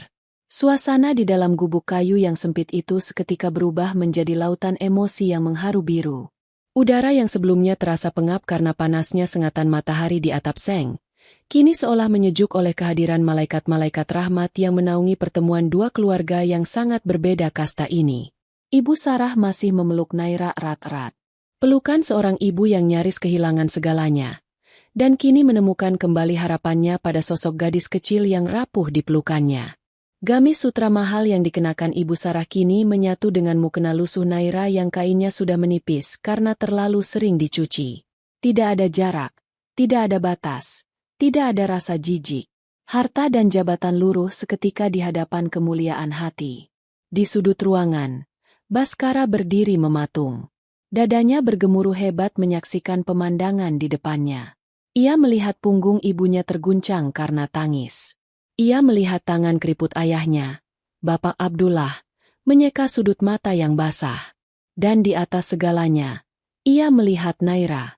Gadis itu menangis tanpa suara di pelukan ibunya. Bahunya yang kecil bergetar menahan isak. Ada kepolosan dan ketulusan yang memancar begitu kuat dari wajah gadis itu. Kecantikan alami yang tidak bisa dibeli di salon kecantikan manapun di dunia ini. Setelah beberapa menit yang penuh air mata, Ibu Sarah perlahan melepaskan pelukannya. Ia menangkup wajah Naira dengan kedua telapak tangannya yang halus. Ditatapnya wajah gadis itu lekat-lekat. Seolah ingin merekam setiap inci kebaikan yang terpahat di sana. Masya Allah, cantik sekali hatimu. Nak, wajahmu teduh seperti air zam-zam. Puji Ibu Sarah dengan suara serak sisa menangis. Siapa namamu tadi? Baskara bilang namamu Naira. Benar. Naira mengangguk malu-malu, menundukkan pandangannya karena tak kuasa menatap mata teduh wanita agung di hadapannya. Iya, Bu. Nama saya Naira. Jawabnya pelan. Naira. Cahaya. Nama yang sangat pantas untukmu. Kamu benar-benar menjadi cahaya bagi keluarga kami di saat kami tenggelam dalam kegelapan keputusasaan. Ibu Sarah kemudian menoleh ke arah ranjang reot di mana Bulastri terbaring lemah. Wanita paruh baya yang lumpuh itu menatap kejadian di depannya dengan tatapan bingung bercampur haru. Ia tidak mengerti sepenuhnya apa yang terjadi. Namun naluri keibuannya menangkap gelombang kasih sayang yang besar di ruangan itu. Ibu Sarah bangkit. Lalu dengan sopan ia duduk bersimpuh di samping ranjang Bulastri. Ia meraih tangan kasar Bulastri yang penuh guratan kerja keras. Lalu menciumnya dengan takzim. Pemandangan itu membuat Baskara dan Pak Hadi tertegun. Seorang istri konglomerat mencium tangan seorang janda miskin di gubuk kumuh. Assalamualaikum, Ibu. Perkenalkan. Saya Sarah. Dan ini suami saya, Abdullah. Kami adalah orang tua dari pemuda yang berdiri di sana, Baskara. Ucap Ibu Sarah lembut, memperkenalkan diri layaknya kerabat dekat. Bulastri berusaha tersenyum, meski bibirnya miring akibat stroke. Waalaikumsalam, Bu Sarah. Maafkan tempat kami yang kotor dan sempit ini. Maafkan Naira kalau ada salah. Ucap Bulastri terbata-bata. Suaranya tidak jelas namun bisa dimengerti. Ibu Sarah menggeleng cepat. Air matanya kembali menetes. Tidak, Bu. Tempat ini tidak kotor. Tempat ini suci karena dihuni oleh manusia-manusia berhati mulia. Ibu, saya datang ke sini untuk mengucapkan terima kasih yang sebesar-besarnya. Putri Ibu, Naira, telah menyelamatkan nyawa putra tunggal saya. Ibu Sarah mulai menceritakan kejadian di rumah sakit sebulan lalu. Tentang Baskara yang sekarat, tentang stok darah yang kosong, dan tentang keberanian Naira mendonorkan darahnya di saat genting. Mendengar cerita itu, mata Bulastri melebar. Ia menoleh ke arah Naira yang masih menunduk di sudut ruangan. Naira tidak cerita sama ibu. Gumam Bulastri. Naira mengangkat wajahnya sedikit, menatap ibunya takut-takut. Naira takut ibu khawatir. Waktu itu ibu sedang kritis juga. Naira cuma mau menolong. Bu, kata ibu, kalau kita menolong orang, Allah akan menolong kita. Jawab Naira polos. Jawaban itu membuat pertahanan Bapak Abdullah runtuh. Ia maju mendekat, lalu duduk bersila di lantai semen tanpa alas, di samping istrinya. Ia menatap Bulastri dengan pandangan penuh hormat. Bulastri, sungguh ibu adalah wanita yang berhasil. Ibu mungkin merasa tidak punya harta benda, tapi demi Allah, ibu telah berhasil mendidik seorang putri menjadi intan berlian yang tak ternilai harganya.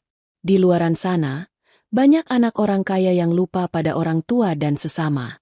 Tapi Naira, dalam keterbatasannya, ia punya hati seluas samudra. Saya iri pada ibu, ucap Bapak Abdullah dengan suara bergetar wibawa. Suasana di gubuk itu menjadi sangat syahdu. Tidak ada lagi sekat kaya dan miskin. Yang ada hanyalah dua pasang orang tua yang saling mengagumi takdir anak-anak mereka. Baskara yang sedari tadi diam, akhirnya memberanikan diri mendekat. Ia membawa tasbih kayu koka yang tadi sempat diletakkan Naira di lantai. Ia memungutnya dengan hormat, lalu menyerahkannya kembali kepada ibunya. "Ibu, ini tasbihnya," kata Baskara pelan. Ibu Sarah menerima tasbih itu. Ia memandangi butiran kayu coklat tua yang sudah menemaninya puluhan tahun itu. Tasbih itu menjadi saksi bisu doa-doanya, dan kini menjadi saksi pertemuan takdir putranya. Ibu Sarah kemudian memanggil Naira untuk mendekat lagi. "Naira, kemari nak." Naira mendekat dengan langkah ragu. Ibu Sarah meraih tangan kanan Naira, lalu melilitkan kembali tasbih kayu koka itu di pergelangan tangan gadis itu. Naira terkejut dan mencoba menarik tangannya. "Jangan, Bu. Itu punya ibu. Itu barang berharga ibu." Tolak Naira halus. Ibu Sarah menahan tangan Naira, menatap matanya dalam-dalam. "Simpanlah, nak. Tasbih ini memang berharga bagi ibu. Tapi kamu jauh lebih berharga. Anggaplah ini bukan hadiah, tapi titipan amanah. Biarkan tasbih ini menemanimu berzikir, seperti ia menemani ibu dulu. Dan biarkan tasbih ini menjadi pengikat hati antara ibu dan kamu. Mulai detik ini, kamu bukan orang asing bagi kami. Kamu adalah anak ibu juga."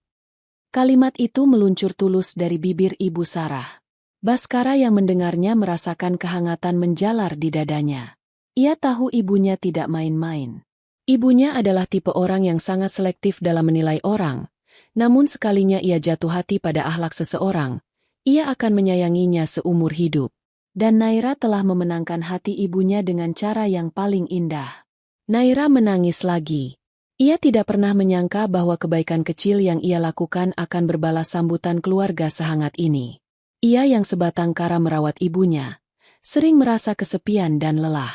Namun hari ini, Allah mengirimkan pelukan hangat dari seorang ibu lain. "Terima kasih, Bu. Terima kasih." Hanya itu yang mampu diucapkan Naira. "Nah, sekarang hapus air matamu. Tamu jauh-jauh datang kok disuguhi air mata." Canda Bapak Abdullah mencoba mencairkan suasana, meski matanya sendiri masih basah. Semua orang tersenyum. Naira buru-buru menyeka wajahnya dengan ujung mukena. "Ah, iya. Maaf Pak, Bu. Saya lupa menyuguhkan minum. Sebentar ya, tapi cuma ada air putih."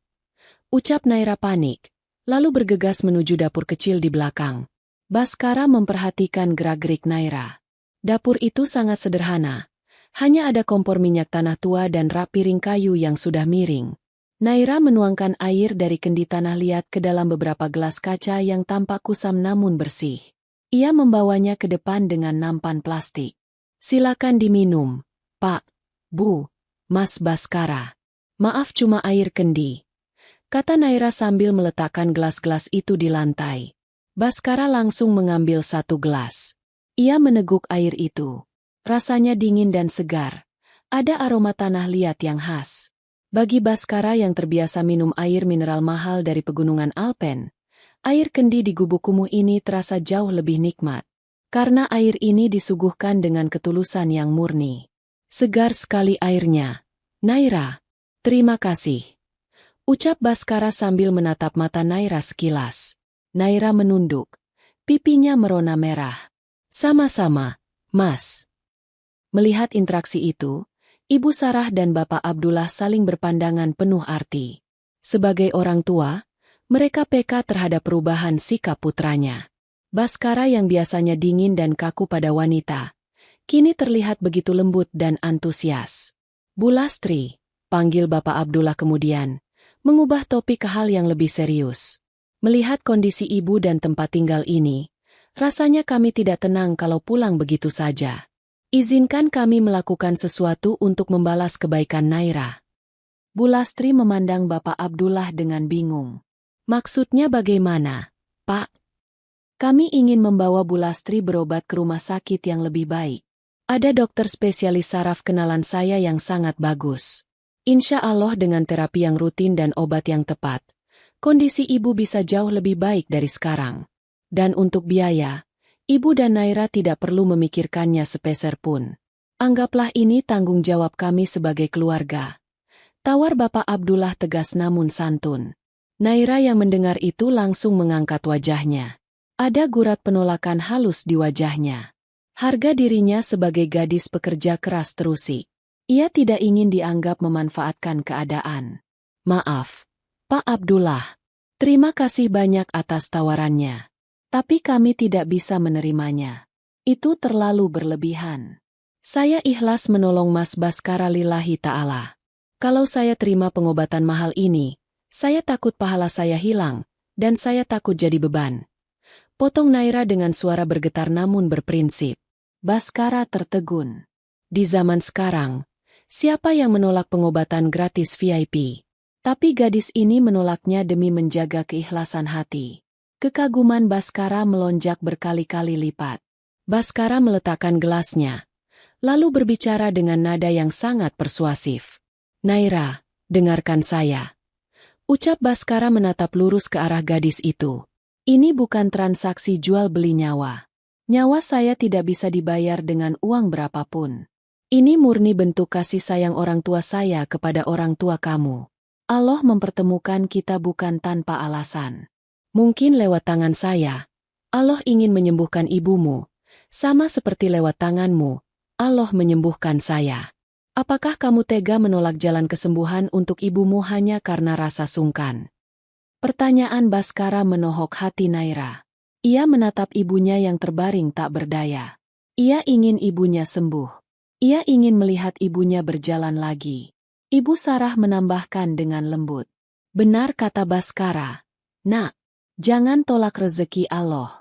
Kami tidak menganggap ini sedekah, tapi hadiah untuk keluarga baru. Bukankah sesama mukmin itu bersaudara? Izinkan kami menjadi saudara yang berguna bagimu. Naira menatap mata Bulastri. Ibunya mengangguk pelan dengan air mata berlinang, seolah memberi restu. Akhirnya, dengan berat hati namun penuh syukur, Naira mengangguk. Baiklah, Pak, Bu, Mas Baskara. Kalau memang itu niat baik Bapak dan Ibu, saya terima dengan alhamdulillah. Semoga Allah membalas kebaikan keluarga Bapak berlipat ganda. Alhamdulillah. Seru mereka serempak. Bapak Abdullah langsung memberi instruksi pada Pak Hadi. Hadi, telepon rumah sakit sekarang. Minta siapkan kamar rawat inap yang nyaman. Dan panggil ambulans privat untuk menjemput Bulastri di sini. Jangan pakai sirine biar warga tidak heboh. Pastikan proses pemindahannya senyaman mungkin. Baik, Pak. Segera saya laksanakan. Jawab Pak Hadi sigap sambil mengeluarkan ponselnya. Sore itu, gubuk reot di pinggir rel kereta api menjadi saksi bisu perubahan takdir.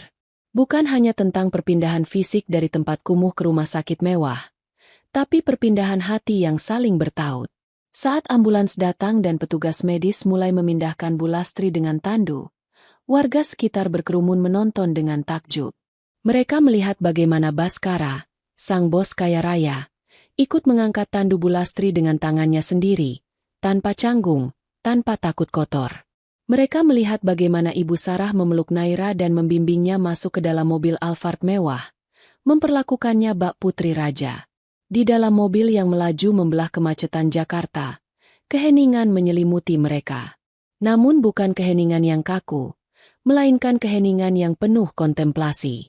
Baskara duduk di kursi depan di samping sopir, sesekali melirik ke kaca spion tengah, menatap Naira yang duduk diapit oleh bapak dan ibu di kursi tengah.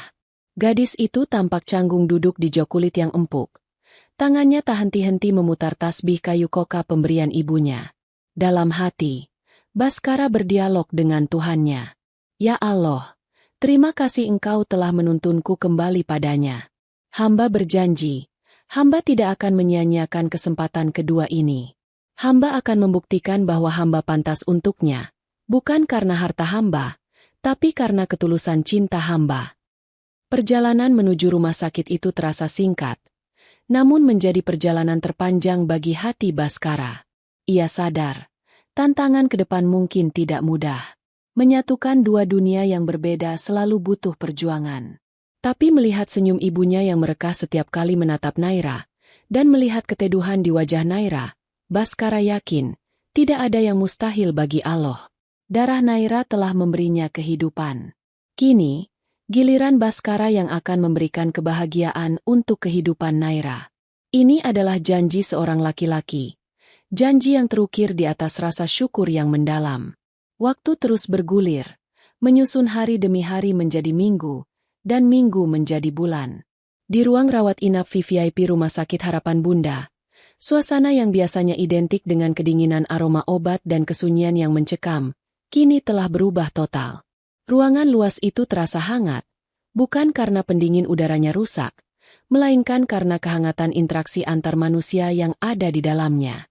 Bu Lastri, Ibunda Naira, menunjukkan perkembangan kesehatan yang luar biasa. Penanganan dokter spesialis terbaik dan obat-obatan berkualitas tinggi yang difasilitasi oleh keluarga Baskara, perlahan tapi pasti mengembalikan kekuatan di tubuh rentanya. Wajahnya yang dulu tirus dan pucat, kini mulai berisi dan merona segar. Meski langkah kakinya masih harus dibantu dengan tongkat penyangga, namun senyum di bibirnya tak pernah pudar barang sedetik pun.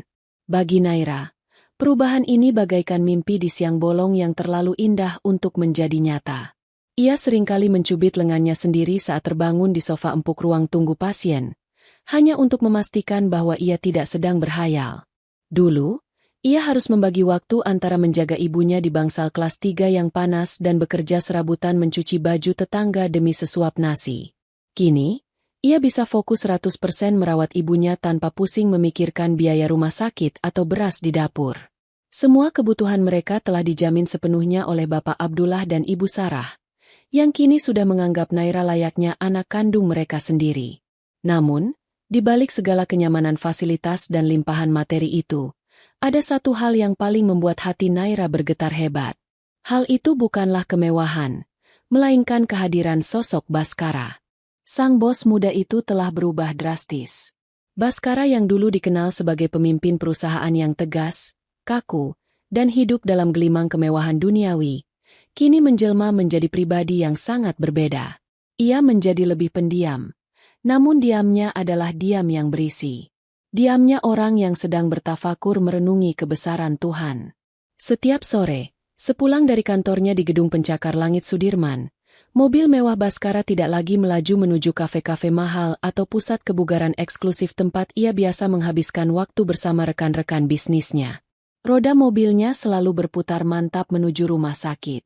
Ia datang bukan hanya sebagai donatur yang memantau perkembangan pasien yang dibantunya, tetapi ia datang sebagai seorang hamba yang rindu akan ketenangan jiwa. Baskara akan masuk ke kamar rawat Bu Lastri dengan senyum sopan, mencium tangan wanita tua itu dengan takzim, lalu duduk berbincang ringan tentang hal-hal sederhana. Tentang cuaca hari itu, tentang kemacetan Jakarta, atau sekadar mendengarkan cerita masa lalu Bu Lastri di kampung halaman. Tidak ada jarak. Tidak ada kesombongan. Bagi Naira, momen-momen inilah yang paling menyiksa sekaligus paling ia rindukan.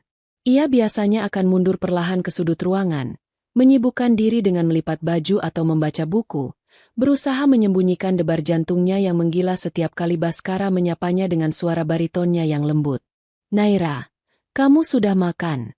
Jangan sampai sakit karena telat makan. Tanya Baskara suatu sore, sambil meletakkan bungkusan martabak manis di meja nakas. Pertanyaan sederhana itu selalu sukses membuat pipi Naira merona merah di balik jilbabnya. Sudah, Mas Baskara. Tadi Ibu Sarah kirim rantang makanan banyak sekali. Mas sendiri sudah makan. Jawab Naira tertunduk, tak berani menatap mata elang pria itu terlalu lama. Alhamdulillah. Saya makan nanti saja di rumah. Senang melihat kalian sehat. Balas Baskara singkat namun penuh makna. Hubungan mereka tumbuh dalam kesantunan yang luar biasa. Tidak ada pegangan tangan, tidak ada janji-janji manis gombalan anak muda, dan tidak ada pertemuan berdua-duaan di tempat sepi. Mereka menjaga interaksi mereka dalam koridor syariat yang ketat, Namun justru disitulah letak keindahannya. Cinta itu tumbuh subur dalam diam, menyusup lewat doa-doa yang dilangitkan di sepertiga malam, dan bersemi lewat tatapan sekilas yang penuh rasa hormat. Perubahan sikap Baskara ini tentu saja tidak luput dari perhatian lingkungan sosialnya. Di kantor, para karyawan mulai berbisik-bisik kagum melihat bos mereka yang kini rajin salat berjamaah di masjid kantor tepat waktu. Di lingkaran pertemanan sosialita, teman-teman Baskara yang rata-rata anak konglomerat mulai keheranan. "Bas, kamu kenapa sih sekarang susah banget diajak hangout? Kita mau ada pesta ya di Bali minggu depan. Kamu absen lagi. Padahal dulu kamu paling semangat kalau urusan pesta." Tanya Rendra, sahabat karib Baskara, suatu siang di kantin eksekutif. Baskara hanya tersenyum tipis, mengaduk teh hangatnya dengan tenang. "Aku sedang menikmati fase baru hidupku, Ren. Sejak aku hampir mati sebulan lalu, pandanganku tentang dunia berubah total. Pesta, mobil mewah, jam tangan ratusan juta, semua itu rasanya hampa. Tidak ada artinya kalau nyawa sudah dicabut dari badan. Aku sekarang lebih nyaman kumpul sama keluarga, atau mengunjungi orang-orang yang tulus menyayangiku bukan karena hartaku." Rendra mengernyitkan dahi. "Maksudmu gadis miskin yang mendonorkan darahnya itu? Yang ibunya sakit itu? Bas, kamu serius sering ke sana? Jangan bilang kamu jatuh cinta sama dia. Come on, Bas. Kalian itu beda dunia. Beda kasta. Apa kata orang nanti kalau Baskara, pewaris tunggal grup Abimanyu, dekat dengan anak buruh cuci?" Kalimat Rendra tajam dan menohok realita. Namun anehnya, Baskara tidak marah. Ia justru menatap sahabatnya dengan tatapan iba. "Rendra, asal kamu tahu, darah anak buruh cuci itulah yang sekarang mengalir di jantungku. Tanpa darah dia, Baskara yang kamu kenal ini sudah dikubur di tanah, membusuk dimakan cacing. Di hadapan kematian, kasta itu tidak ada harganya. Dan soal apa kata orang, aku tidak peduli. Aku lebih peduli apa kata Allah dan apa kata hatiku. Gadis itu, Naira, dia punya kekayaan hati yang tidak dimiliki oleh wanita-wanita sosialita yang kita kenal selama ini." Rendra terdiam 1000 bahasa. Ia melihat keseriusan yang terpancar kuat dari mata sahabatnya. Ia menyadari, Baskara telah menemukan sesuatu yang selama ini dicari oleh banyak orang kaya namun jarang ditemukan, yaitu ketenangan dan cinta yang tulus tanpa syarat. Sementara itu, konflik batin justru sedang berkecamuk hebat di dada Naira. Semakin sering ia bertemu Baskara, semakin sering ia melihat kebaikan keluarga itu, semakin kecil pula ia merasa. Malam itu, hujan gerimis turun membasahi kaca jendela kamar rawat inap. Bu Lastri sudah tertidur pulas setelah meminum obatnya. Naira duduk termenung di sofa dekat jendela, menatap gemerlap lampu kota Jakarta dari ketinggian lantai 10. Cahaya lampu gedung-gedung pencakar langit itu tampak begitu megah, namun juga begitu jauh dari jangkauannya. Naira menatap pantulan dirinya di kaca jendela. Gadis sederhana dengan gamis katun murah dan jilbab instan. Ia membandingkan dirinya dengan Baskara yang selalu tampil rapi, wangi, dan berwibawa. Bagai bumi dan langit. "Naira, sadarlah. Jangan bermimpi terlalu tinggi. Nanti kalau jatuh, sakitnya luar biasa." Bisik Naira pada dirinya sendiri. Air mata menetes perlahan di pipinya. Rasa rendah diri atau insecure mulai menggerogoti keyakinannya. Ia merasa tidak pantas. Ia merasa kehadirannya di tengah keluarga Baskara hanyalah sebagai orang yang berhutang budi, dan orang yang dihutangi budi. Ia takut, jika suatu saat perasaan ini tumbuh semakin dalam, ia akan menjadi beban bagi nama besar keluarga Baskara. Ia takut menjadi noda di atas kain sutra putih keluarga itu. Suara pintu kamar yang terbuka pelan membuyarkan lamunan Naira. Ia buru-buru menghapus air matanya dan menoleh. Baskara masuk dengan langkah pelan, membawa sebuah kantong plastik berisi buah-buahan. "Assalamualaikum," sapa Baskara lembut. Suaranya sedikit berbisik agar tidak membangunkan Bu Lastri. "Waalaikumsalam, Mas Baskara. Kok malam sekali baru sampai?" Jawab Naira gugup, berusaha menormalkan suaranya yang serak habis menangis. Baskara meletakkan buah-buahan di meja, lalu menatap Naira tajam. Pria itu peka. Ia bisa melihat mata Naira yang sembab dan hidungnya yang memerah. Baskara tidak langsung duduk. Ia berdiri di dekat jendela, menjaga jarak sopan namun cukup dekat untuk bicara dari hati ke hati. Tadi ada rapat mendadak dengan klien dari luar negeri. Macet juga di jalan. Jawab Baskara. Hening sejenak. Lalu Baskara bertanya to the point. Kamu habis menangis. Naira, kenapa? Ada yang sakit? Atau ada perlakuan perawat yang kurang baik pada ibu? Naira menggeleng cepat, menundukkan wajahnya. Tidak, Mas. Semua baik-baik saja. Pelayanan di sini sangat istimewa. Saya cuma sedang berpikir. Berpikir tentang apa? Sampai membuatmu menangis begitu. Desak Baskara lembut. Nada suaranya bukan nada interogasi, tapi nada kekhawatiran seorang kakak, atau mungkin lebih. Naira meremas ujung jilbabnya. Dadanya terasa sesak. Mungkin ini saatnya ia jujur agar ia bisa tahu diri dan mundur perlahan sebelum perasaannya semakin dalam. Mas Baskara. Naira memberanikan diri mengangkat wajahnya, menatap mata teduh pria itu dengan mata berkaca-kaca. Saya sedang berpikir, sampai kapan saya dan ibu harus merepotkan keluarga Mas Baskara?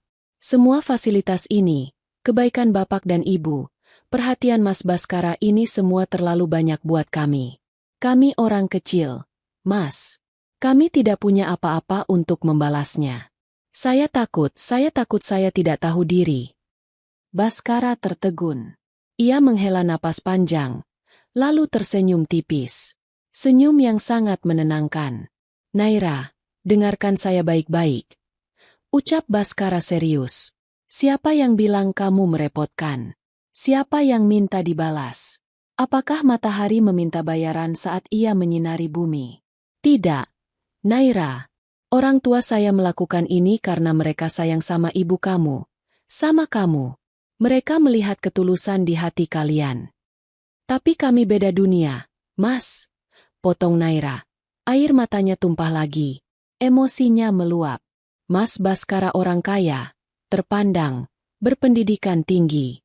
Sementara saya cuma lulusan SMA, anak buruh cuci, tidak punya masa depan yang jelas. Orang-orang di luar sana pasti menertawakan kalau melihat Mas Baskara dekat-dekat dengan saya. Saya merasa kotor berada di tempat bersih ini. Mas, saya merasa tidak pantas. Akhirnya, semua unek-unek itu keluar. Pengakuan tentang rasa rendah diri yang selama ini menghantui Naira. Baskara diam sejenak, membiarkan isak tangis Naira mereda. Ia menatap gadis itu dengan pandangan yang semakin dalam, penuh kasih sayang. Lalu, ia mengucapkan kalimat yang akan selalu diingat Naira seumur hidupnya. Naira, lihat saya. Naira menatapnya ragu. Kamu bilang kita beda dunia. Kamu bilang saya kaya dan kamu miskin. Itu cuma pandangan mata manusia yang rabun. Naira, tapi coba kamu pikirkan ini. Baskara menunjuk dadanya sendiri, tepat di posisi jantungnya. Di dalam sini, di jantung ini, darah siapa yang mengalir? Darah kamu, Naira. Darah dari gadis yang katanya, anak buruh cuci, itu. Darah itulah yang membuat otak saya bisa berpikir, membuat kaki saya bisa berjalan, membuat saya bisa berdiri di sini sekarang. Tanpa darah kamu, harta saya yang miliaran itu tidak ada gunanya. Saya sudah jadi mayat. Naira terdiam, isakannya tertahan. Jadi tolong, jangan pernah merasa rendah diri lagi. Lanjut Baskara dengan suara yang sedikit bergetar karena emosi. Di mata saya, dan demi Allah yang menggenggam jiwa saya, kamu jauh lebih mulia daripada semua orang kaya yang pernah saya kenal.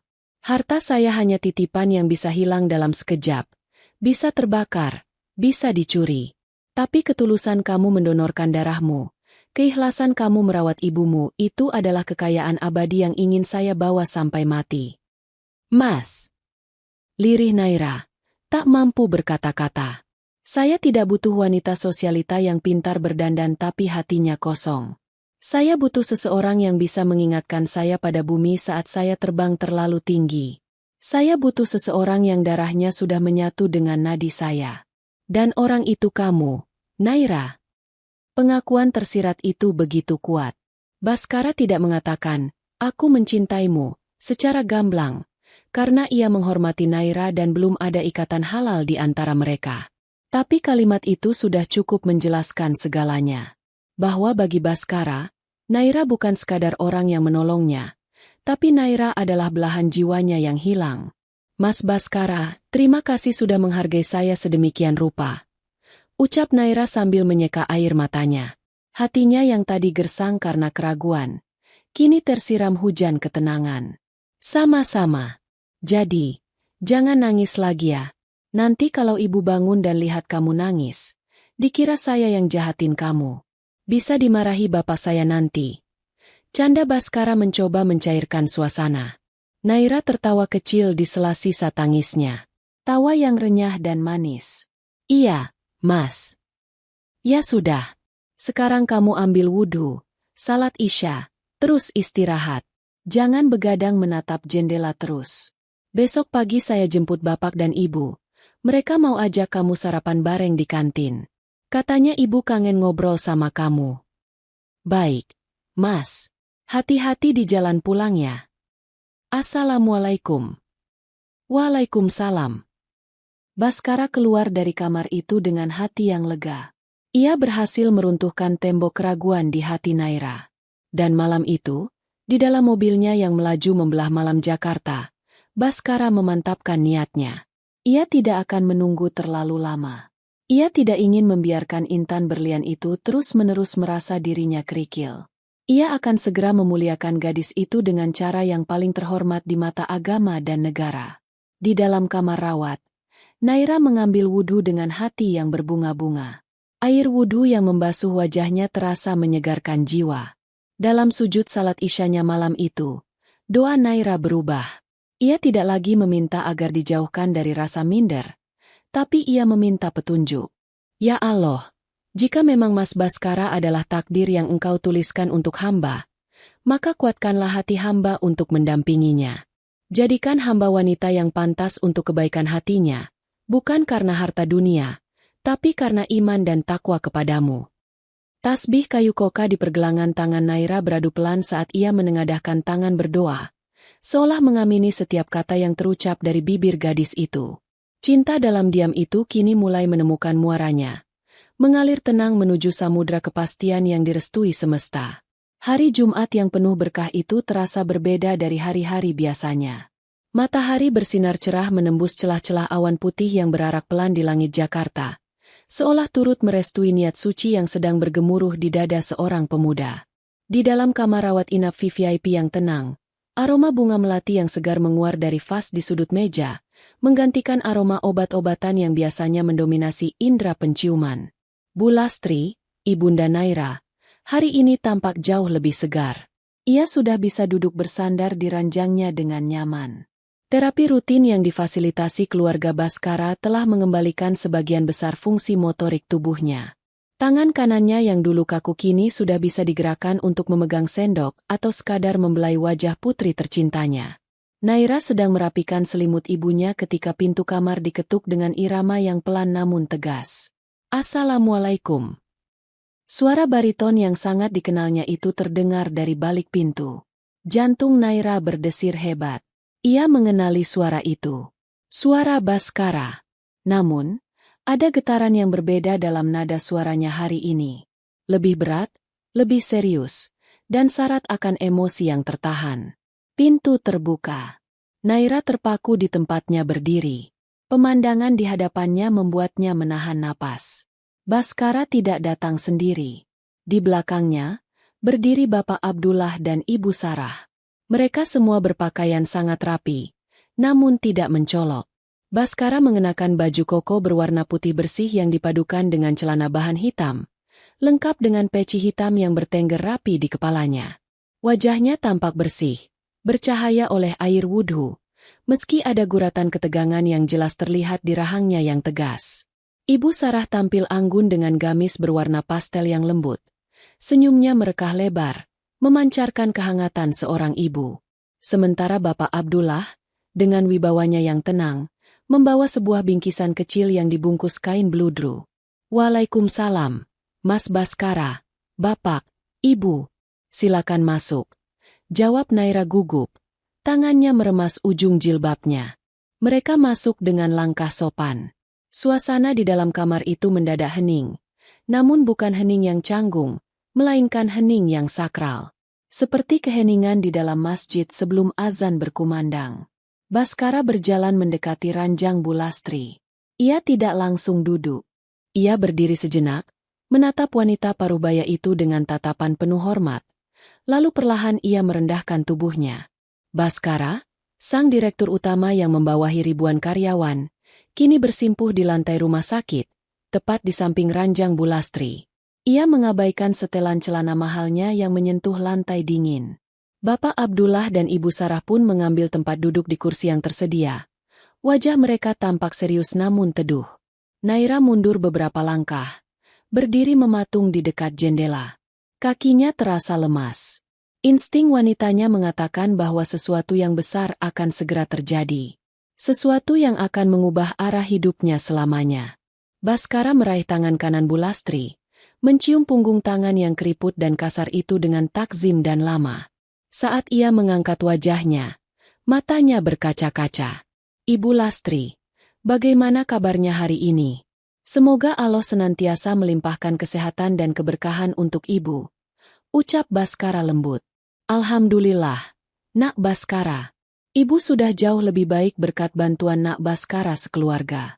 Ibu tidak tahu harus membalas dengan apa," jawab Bulastri dengan suara yang masih agak pelan namun jelas. Baskara menggeleng pelan, tersenyum tulus. "Tidak perlu dibalas, Bu. Justru kedatangan saya dan orang tua saya hari ini adalah untuk meminta sesuatu yang jauh lebih berharga daripada semua bantuan yang pernah kami berikan." Jantung Naira seolah berhenti berdetak. Ruangan itu senyap. Hanya suara dengungan halus pendingin udara yang terdengar. Baskara menarik napas panjang, mengumpulkan segenap keberaniannya. Ia menatap lurus ke manik mata Bulastri yang teduh. "Bu-Lastri." Suara Baskara bergetar sedikit, namun penuh keyakinan. "Sebulan yang lalu, putri ibu, Naira, telah menyelamatkan nyawa saya. Darahnya kini mengalir di setiap detak jantung saya. Allah telah menyatukan kami lewat ikatan darah dan kemanusiaan. Namun hari ini, saya, Baskara Abimanyu, datang dengan segala kerendahan hati, bukan sebagai seorang bos, bukan sebagai orang kaya, tapi sebagai seorang laki-laki biasa yang fakir ilmu dan sedang belajar memperbaiki diri."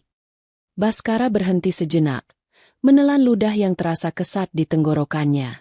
Ia melirik sekilas ke arah Naira yang menunduk dalam-dalam. Bahunya mulai berguncang pelan. "Bu, saya ingin meminta izin dan restu ibu. Izinkan saya menjadi kaki untuk ibu berjalan. Izinkan saya menjadi tangan untuk ibu beraktivitas.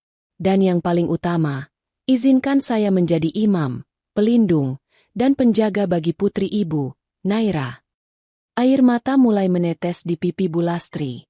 Ia ternganga, tak percaya dengan apa yang didengarnya. "Saya ingin melamar Naira, Bu.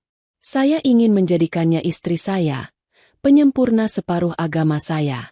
Saya berjanji, demi Allah yang menggenggam nyawa saya tidak akan membiarkan air mata kesedihan jatuh lagi di pipinya. Saya akan memuliakannya sebagaimana ayah saya memuliakan ibu saya." Kalimat itu meluncur tulus, menghantam dinding-dinding hati setiap orang di ruangan itu. Naira menutup mulutnya dengan kedua tangan. Isak tangisnya pecah tak tertahankan. Ia merasa seperti Cinderella dalam dongeng. Namun ini jauh lebih indah karena dibalut dengan iman. Bapak Abdullah kemudian angkat bicara, menambahkan bobot keseriusan putranya. "Bulastri," ucap Bapak Abdullah lembut. "Kami, saya dan istri saya, sudah menganggap Naira seperti anak sendiri. Kami tidak melihat latar belakang ekonomi atau status sosial. Yang kami lihat adalah akhlaknya yang mulia, baktinya pada orang tua, dan ketulusan hatinya. Kami akan sangat bangga dan bersyukur jika ibu bersedia menitipkan Naira kepada keluarga kami. Kami berjanji tidak akan membedakan Naira dengan anak kandung kami sendiri." Ibu Sarah bangkit dari kursinya, mendekati Naira, dan merangkul bahu gadis itu. Naira sayang, jangan menangis. Nak, ini kabar bahagia. Bisik Ibu Sarah sambil menyeka air mata Naira. Bu Lastri menatap Baskara yang masih bersimpuh di hadapannya. Ia melihat kesungguhan yang terpancar kuat dari mata pemuda itu. Tidak ada keraguan, tidak ada kebohongan. Sebagai seorang ibu, ia tahu kapan seorang laki-laki benar-benar serius mencintai anaknya. Dengan tangan gemetar, Bu Lastri mengelus kepala Baskara. Nak Baskara, ibu ini orang bodoh, orang miskin. Naira juga cuma gadis lulusan SMA, tidak punya gelar, tidak punya harta. Apa Nak Baskara dan keluarga tidak malu punya menantu seperti kami? Tanya Bu Lastri lirih, menyuarakan ketakutan terbesarnya. Baskara menggeleng kuat-kuat. Ia meraih tangan Bu Lastri lagi, menggenggamnya erat. Bu, kemuliaan seseorang di mata Allah bukan dilihat dari gelarnya atau hartanya, tapi dari ketakwaannya. Naira di mata saya jauh lebih mulia daripada wanita-wanita bergelar tinggi yang angkuh. Naira punya kekayaan hati yang tidak bisa dibeli dengan uang. Justru saya yang harus bertanya. Apakah ibu rela menyerahkan putri sebaik Naira kepada laki-laki yang banyak kurangnya seperti saya? Jawaban Baskara yang penuh tawadu itu meruntuhkan benteng terakhir keraguan Bu Lastri. Wanita tua itu mengangguk pelan sambil menangis haru.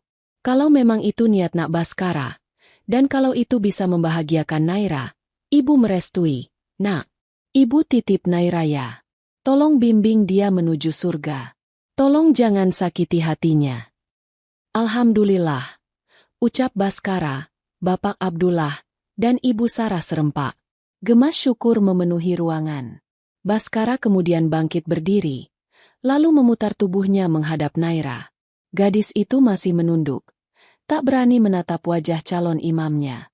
Naira, panggil Baskara lembut. Naira mengangkat wajahnya perlahan. Mata beningnya basah, hidungnya memerah. Namun ada binar bahagia yang tak bisa disembunyikan. Ibu sudah memberi restu.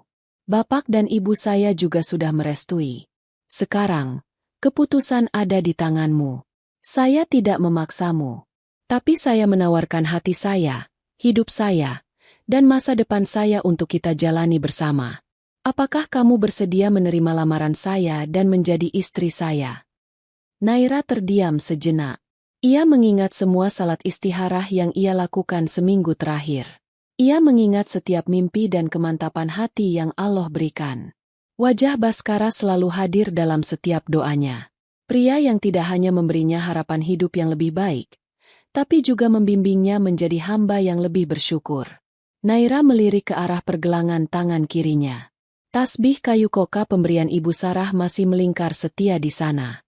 Tasbih itu seolah berbisik, meyakinkannya bahwa ini adalah jalan takdir yang benar.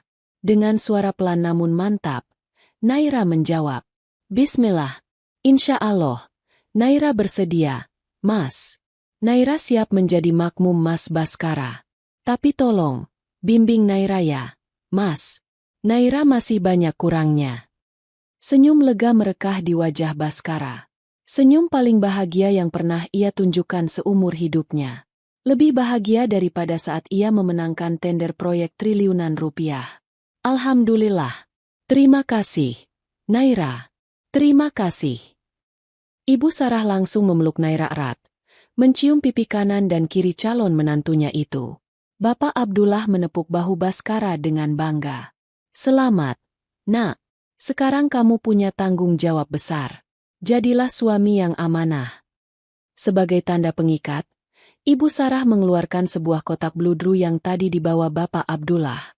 Ia membukanya, menampilkan sebuah cincin emas putih sederhana namun elegan, bertahtakan satu mata berlian kecil yang berkilau indah. Tidak terlalu mencolok, tapi sangat berkelas, sesuai dengan kepribadian Naira.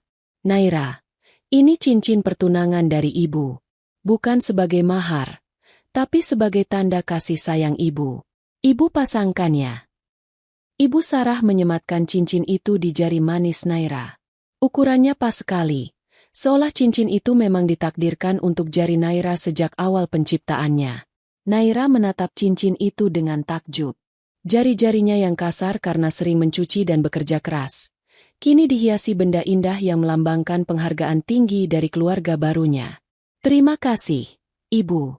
Ini indah sekali," bisik Naira.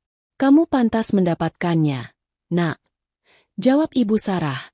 Sore itu, di kamar rumah sakit yang sederhana namun penuh cinta, dua keluarga yang berbeda latar belakang itu bersatu dalam ikatan janji suci. Tidak ada pesta pertunangan mewah di hotel berbintang, tidak ada sorot kamera wartawan, dan tidak ada hidangan prasmanan mahal. Yang ada hanya doa-doa tulus, air mata bahagia, dan kesaksian para malaikat yang turut mendoakan kebaikan bagi mereka. Bu Lastri menatap putrinya yang kini tersenyum bahagia di tengah keluarga barunya. Hatinya damai. Doa-doanya di sepertiga malam agar Naira mendapatkan jodoh yang soleh dan bertanggung jawab, kini telah dikabulkan Allah dengan cara yang sangat indah. Penderitaan dan kemiskinan yang mereka alami selama ini seolah terbayar lunas oleh skenario langit yang tak terduga. Baskara menatap Naira dan ibunya bergantian. Ia merasa dirinya adalah pria paling beruntung di dunia. Ia hampir kehilangan nyawanya sebulan lalu, tapi Allah memberinya kesempatan hidup kedua, lengkap dengan bidadari surga yang akan menemaninya menua. "Naira, persiapan pernikahan kita tidak perlu lama-lama ya. Saya ingin menyegerakan hal baik," ucap Baskara tiba-tiba, membuat semua orang tertawa kecil. "Sabar, Bas. Jangan buru-buru begitu. Kasihan Naira kaget nanti," goda Bapak Abdullah. "Bukan buru-buru, Pak. Takut diambil orang," canda Baskara, yang langsung disambut rona merah padam di pipi Naira. Gelak tawa hangat memenuhi ruangan itu, mengusir sisa-sisa kesedihan masa lalu. Lamaran itu bukan hanya menyatukan dua hati, tapi juga membasuh jiwa-jiwa yang haus akan kasih sayang dan penghargaan. Sebuah awal yang manis menuju gerbang pernikahan yang sakinah, mawaddah, warahmah. Fajar menyingsing di ufuk timur, melukis langit Jakarta dengan semburat warna jingga keemasan yang memukau. Embun pagi masih menggantung manja di ujung-ujung dedaunan, memantulkan cahaya matahari awal hari layaknya butiran berlian yang berserakan. Hari ini, alam seolah bersolek lebih indah dari biasanya, menyambut sebuah ikatan suci yang akan segera terjalin di bawah naungan ridha ilahi. Masjid Agung Al-Ikhlas yang berdiri megah dengan arsitektur minimalis namun elegan, dipilih sebagai tempat perhelatan akad nikah. Tidak ada gedung pertemuan mewah, tidak ada pesta pora di Hotel Bintang 5 yang menghabiskan miliaran rupiah. Baskara dan Naira sepakat, mereka ingin memulai bahtera rumah tangga mereka dari rumah Allah, tempat paling suci di muka bumi, dengan kesederhanaan yang penuh makna. Di ruang rias pengantin wanita yang terletak di samping aula masjid, Naira duduk menghadap cermin besar. Ia menatap pantulan dirinya seolah tak mengenali sosok itu. Gadis lusuh yang biasa memakai baju gamis pudar dan jilbab instan, kini telah bertransformasi menjadi seorang ratu sehari. Ia mengenakan kebaya putih bersih berpotongan syari yang menjuntai indah hingga ke lantai, dihiasi payet-payet mutiara yang berkilau lembut namun tidak berlebihan. Jilbab putihnya tertata rapi, menutup dada dengan anggun, dihiasi mahkota kecil yang sederhana. Wajah Naira dirias tipis, menonjolkan kecantikan alaminya. Tidak ada makeup tebal yang mengubah wajah aslinya. Penata rias hanya memoles sedikit bedak dan lipstik warna peach yang segar. Namun, kecantikan yang paling memukau justru memancar dari aura wajahnya yang basah oleh air wudhu. Ada ketenangan dan kebahagiaan yang menyeruak dari sorot matanya yang bening. Di belakangnya, Bu Lastri duduk di kursi roda, menatap putranya dengan mata berkaca-kaca. Bu Lastri tampak sehat dan segar dalam balutan seragam keluarga berwarna krem. Meski kakinya belum sepenuhnya kuat untuk berdiri lama, namun semangatnya hari ini melebihi siapapun. "Masya Allah, cantik sekali anak ibu. Seperti bidadari surga," puji Bu Lastri dengan suara bergetar haru. Naira berbalik, lalu bersimpuh di kaki ibunya. Ia memeluk lutut wanita yang telah melahirkannya itu, menumpahkan air mata bahagia yang tak terbendung. "Ibu, terima kasih sudah merawat Naira sampai hari ini. Terima kasih sudah menjadi ibu yang kuat. Naira minta ridanya ya, Bu. Doakan Naira bisa menjadi istri yang sholehah." "Isak Naira." Bu Lastri mengelus kepala putrinya, menyalurkan kasih sayang yang tak bertepi. Ridha Allah ada pada ridha orang tua. Nak, ibu meridaimu dunia akhirat. Jadilah istri yang taat pada suamimu. Layani dia dengan sebaik-baiknya pelayanan. Baskara laki-laki yang baik. Ibu percaya dia bisa membahagiakanmu. Momen haru itu terhenti sejenak ketika pintu ruangan diketuk. Ibu Sarah masuk dengan wajah berseri-seri. Ia mengenakan gamis seragam yang senada dengan Bu Lastri, membuatnya terlihat sangat anggun. Sayang, sudah siap. Penghulu dan saksi sudah lengkap di meja akad. Baskara sudah menunggu di mihrab. Dia kelihatan gugup sekali loh. Goda Ibu Sarah sambil tertawa kecil, mencoba mencairkan suasana tegang. Naira tersenyum malu, menyeka air matanya dengan tisu agar riasannya tidak luntur. Insya Allah siap, Ibu. Ayo, kita keluar. Ibu dan Ibu Lastri akan mengapitmu. Dengan diiringi lantunan sholawat Nabi yang terdengar merdu dari pengeras suara masjid, Naira melangkah keluar. Ia berjalan perlahan menuju area akad nikah, diapit oleh dua ibu hebat dalam hidupnya. Setiap pasang mata yang hadir di sana menatapnya dengan kekaguman. Tamu undangan yang hadir memang tidak banyak, hanya keluarga dekat, sahabat Baskara, dan ratusan anak yatim piatu yang sengaja diundang untuk ikut mendoakan dan menikmati hidangan. Di depan meja akad yang beralaskan taplak putih sutra, Baskara duduk dengan tegap. Jantungnya berdegup kencang bak genderang perang. Namun wajahnya berusaha tetap tenang. Ia mengenakan beskap putih senada dengan Naira, membuatnya terlihat sangat gagah dan berwibawa. Saat ia menoleh dan melihat Naira berjalan mendekat, napasnya tercekat. Maha suci Allah yang telah menciptakan keindahan sedemikian rupa. Batin Baskara. Ia segera menundukkan pandangannya, menjaga hatinya hingga kata sah terucap nanti. Naira didudukan di tempat yang telah disediakan, sedikit di belakang Baskara namun masih dalam satu ruangan, dibatasi oleh tirai tipis transparan. Acara dimulai dengan pembacaan ayat suci Al-Quran, Surah Ar-Rum ayat 21, yang mengalun syahdu menyentuh relung hati setiap pendengar. Suasana hening dan hikmat menyelimuti masjid. Angin pagi berhembus pelan melalui jendela-jendela masjid yang terbuka, membawa kesejukan alami. Tibalah saat yang paling mendebarkan. Penghulu memeriksa berkas-berkas, lalu menjabat tangan Baskara erat-erat. Karena ayah Naira sudah meninggal dunia, maka wali nikah diserahkan kepada wali hakim sesuai syariat.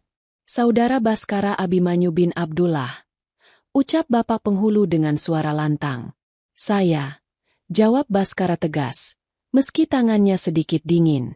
Saya nikahkan dan saya kawinkan engkau dengan Naira binti almarhum Bapak Ahmad, dengan mas kawin berupa seperangkat alat salat, uang tunai sebesar 25 juta rupiah, dan logam mulia seberat 25 gram, dibayar tunai.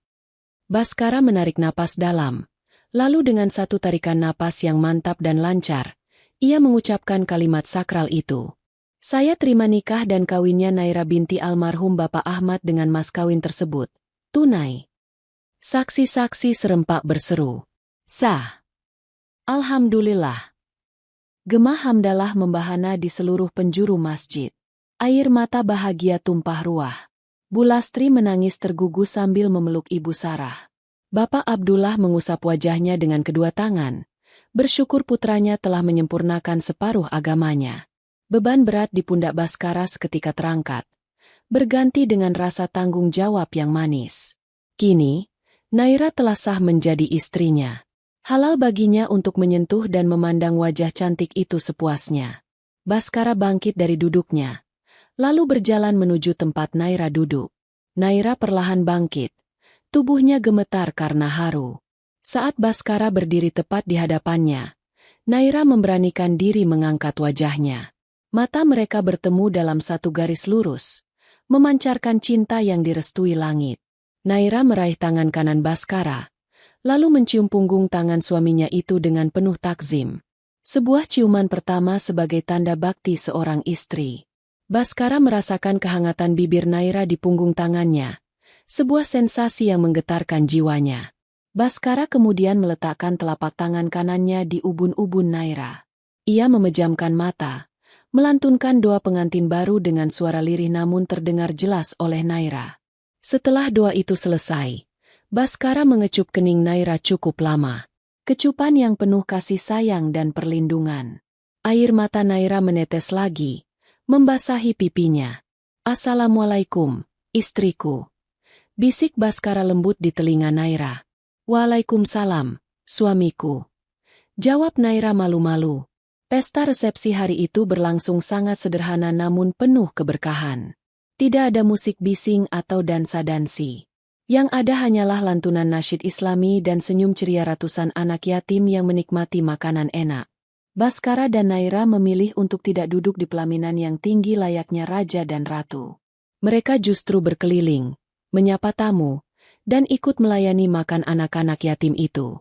Banyak tamu undangan dari kalangan pebisnis kaya yang awalnya heran dengan konsep pernikahan sang bos besar ini. Namun setelah melihat kebahagiaan yang terpancar dari wajah kedua mempelai dan kedua orang tua mereka, para tamu itu justru merasa tersentuh. Mereka melihat sebuah definisi kemewahan yang berbeda, kemewahan hati yang berbagi. Sore harinya, setelah semua tamu pulang, Baskara mengajak Naira duduk di taman belakang rumah orang tuanya yang asri.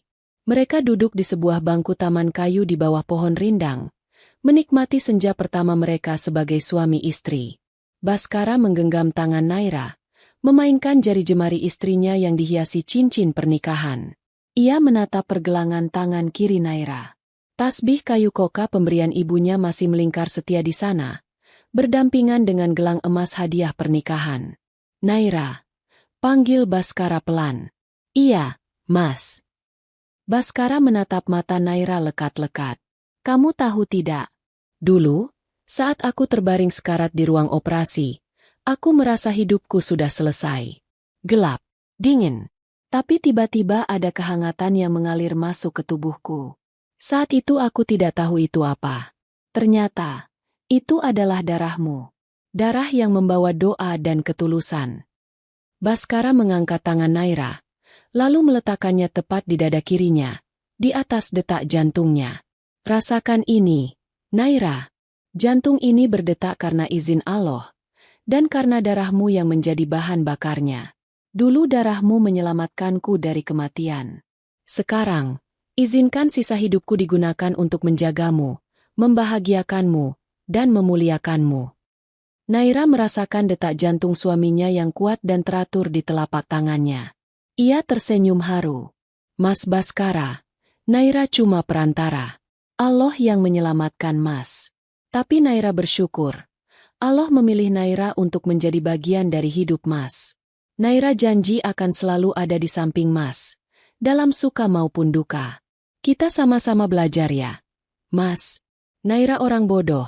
Bimbing Naira biar bisa jadi bidadari Mas di surga nanti. Baskara tersenyum, lalu merangkul bahu istrinya.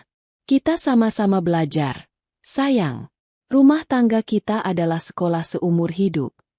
3 tahun kemudian, sebuah bangunan bercat putih bersih berdiri kokoh di pinggiran kota Jakarta, tepat di kawasan padat penduduk tempat dulu Naira dan ibunya tinggal. Di depan gedung itu terpampang papan nama besar bertuliskan, "Klinik Yayasan Naira Baskara, gratis untuk duafa." Gedung itu ramai oleh warga yang antre berobat. Tidak ada kasir, tidak ada loket pembayaran. Semuanya gratis. Dibiayai penuh oleh keuntungan perusahaan Baskara. Para dokter dan perawat melayani dengan ramah dan penuh senyum. Di salah satu ruangan kantor yayasan, Baskara sedang memeriksa laporan bulanan. Wajahnya tampak lebih matang dan tenang. Di sudut ruangan, ada sebuah kotak kaca, figura, yang dipajang di dinding dengan sangat indah. Di dalam kotak kaca itu, tersimpan sebuah benda sederhana namun sangat bersejarah. Tasbih kayu koka. Baskara sengaja memuseumkan tasbih itu di sana sebagai pengingat abadi. Bahwa tasbih itulah saksi bisu pertemuan mereka. Tasbih itulah jembatan takdir yang menghubungkan si kaya dan si miskin. Tasbih itulah simbol bahwa di mata Allah, kemuliaan tidak diukur dari harta, tapi dari hati yang berzikir. Pintu ruangan terbuka. Naira masuk dengan menggendong seorang balita laki-laki yang tampan dan lucu. Anak pertama mereka, yang diberi nama Raihan Abimanyu. Naira tampak semakin anggun dan dewasa. "Mas, ayo pulang. Raihan sudah mengantuk nih," Ajak Naira lembut. Baskara segera menutup laptop